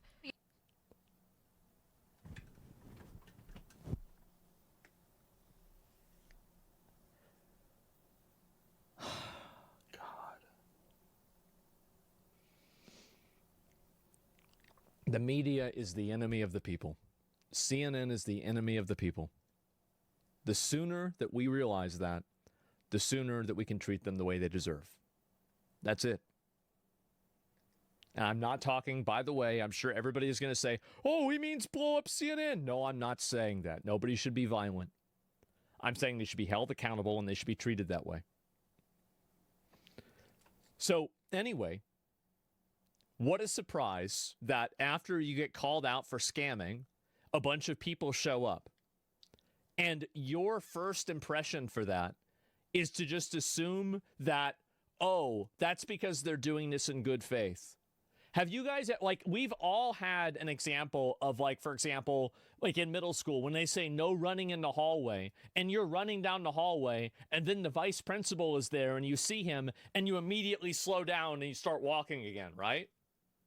And then he comes up to you, and he's like, why were you running? You're like, I'm not running, I'm walking. This is literally, like, I did this in 6th grade. It's like 6th grade level logic. Also, by the way, a stream of kids. Is a stream of kids, like, let's see, how many kids do you want to bet are in this video? I bet 3 at the most. Let's find out. At the daycare where Shirley showed 1, back up, a stream of children walk 2, inside. You're saying that this is a fraudulent daycare. There's kids being dropped. There's 2 people.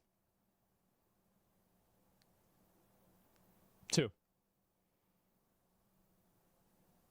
That's the stream. Uh-huh. Probably the employees' kids. What they probably did, this is what probably happened, is that as soon as they found out that they were getting exposed, they contacted other people in the community, and they asked the people in the community to bring their kids in order to put on a show, because a lot of people in the media will buy into it. That's what happened. That's Right obviously now. what happened. Yes. The Commissioner of Children literally said a week ago this place was closed. Did you know They're that? showing face right now. A viral video. Obviously. I can't cut that out, right? Yes. Why was it closed a week ago? It's obvious. Yeah, what is this? Disputed claims and their full fallout remains to be seen. I mean, I think that we should be asking the question, we should go through a discovery process. If these people are committing this crime. Plus P equals to 28. Okay. Plus So it's 14. P equals to 28. How? Please pay attention. Assume you wrap this 0 and okay, we write it here. Then you wrap this another 0. You can you write it here. So you're left with 1 plus 1. 1 plus 1, which is equals into 2. Take this 0 here up. And this 0 I don't know if he's got a 40 IQ or 140 IQ. I don't know. here down. So you got 28. Okay, yeah, he's in the learning center. I guess so. Plus P equals to 28. P Okay. plus So it's 14. P equals to 28. How? Please pay attention. Assume you wrap this 0 and here we write it here. Then you wrap this another 0. You write it here. So you're left with 1 plus 1. 1 plus 1, which is equals into 2. Take this 0 here up. And this 0 I don't know if he's got a 40 IQ or 140 IQ. I don't know. here down. So you got 28. Okay, yeah, he's in the learning center. I guess so. Plus P equals to 28. P Okay. plus So it's 14. P equals to 28. How? Please pay attention. Assume you wrap this 0 and here we write it here. Then you wrap this another 0. You write it here. So you're left with 1 plus 1. 1 plus 1, which is equals into 2. Take this 0 here up. And this 0 I don't know if he's got a 40 IQ or 140 IQ. I don't know. here down. So you got 28. Okay, yeah, he's in the learning center. I guess so. Oh, she's fast as fuck.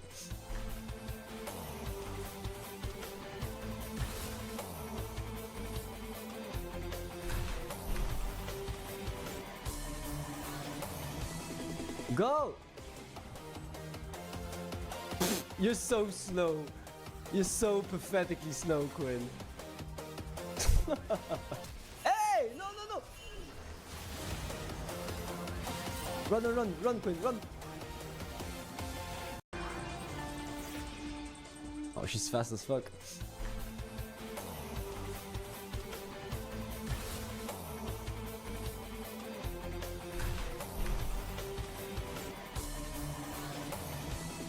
Go!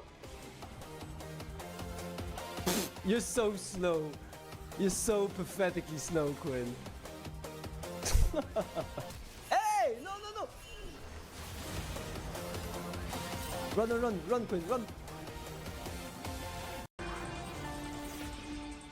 Oh, she's fast as fuck.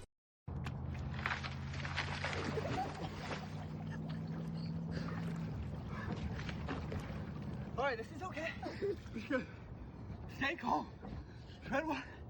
I'm gonna try to back myself on the ice. The key is to keep yourself flat. Keep control. Now look at that. Now don't get up. It's not worth it. Now I want to roll myself to shore.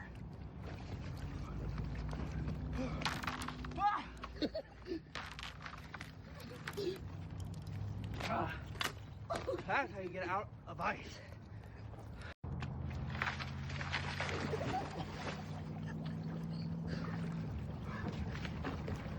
Alright, this is okay. Just gonna stay calm. Tread one. I'm gonna try to back myself on the ice. plus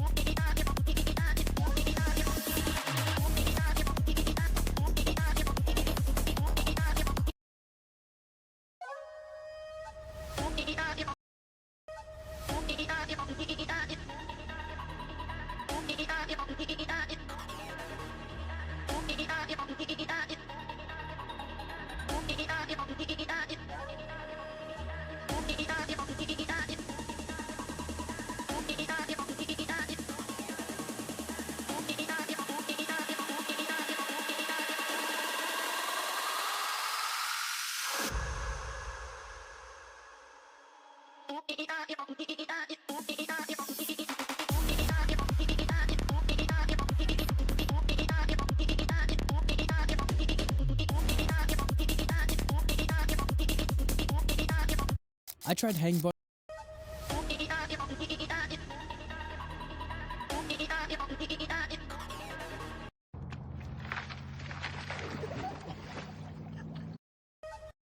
I tried hangbarring for 30 days and I just made one of the dumbest mistakes ever. If you don't know, hangbarring is when you hang off a ledge using only your fingers. Rock climbers use it to build insane grip strength. And my goal with this challenge is to see how good I could get at climbing if I just get really strong fingers. Just 15 days in and my hang time already gone up. I could even crank out pull-ups using only my fingertips. But then I felt a slight pain in both my ring fingers. A climbing friend brushed it off saying it was normal and would fade away. Spoiler, it did not. By day 30, I increased my hang time on the 1-inch ledge by 30 seconds, and I could cling onto a 15mm edge, which is barely half my fingertip. With my newfound strength, I went for a V4 climb with tiny holds I never could grip before. At first, it felt pretty smooth, and I actually used my legs this time, something I've completely ignored in my last video. One section required a small leap that drained a lot of energy, but I managed to recover and climb past it. Then, just after the halfway point, I lost sight of a hold, I got stuck, and my fingers gave out. So 2 days later, I came back way more confident I would finish in one clean run, and what if you cut a candy bar into 3 parts, but each cut was at 45 degrees? Then, before the second cut is made, you flipped the candy bar. This creates a unique geometry between the 3 pieces. If you tried to put them back together, the candy bar would look almost untouched, with just the cut lines visible. I took this concept to a wooden box and made a lamp that has a unique sculptural ability. Like the candy bar, these cut lines hint at the inside of the structure. This is where it gets. Would it be cheaper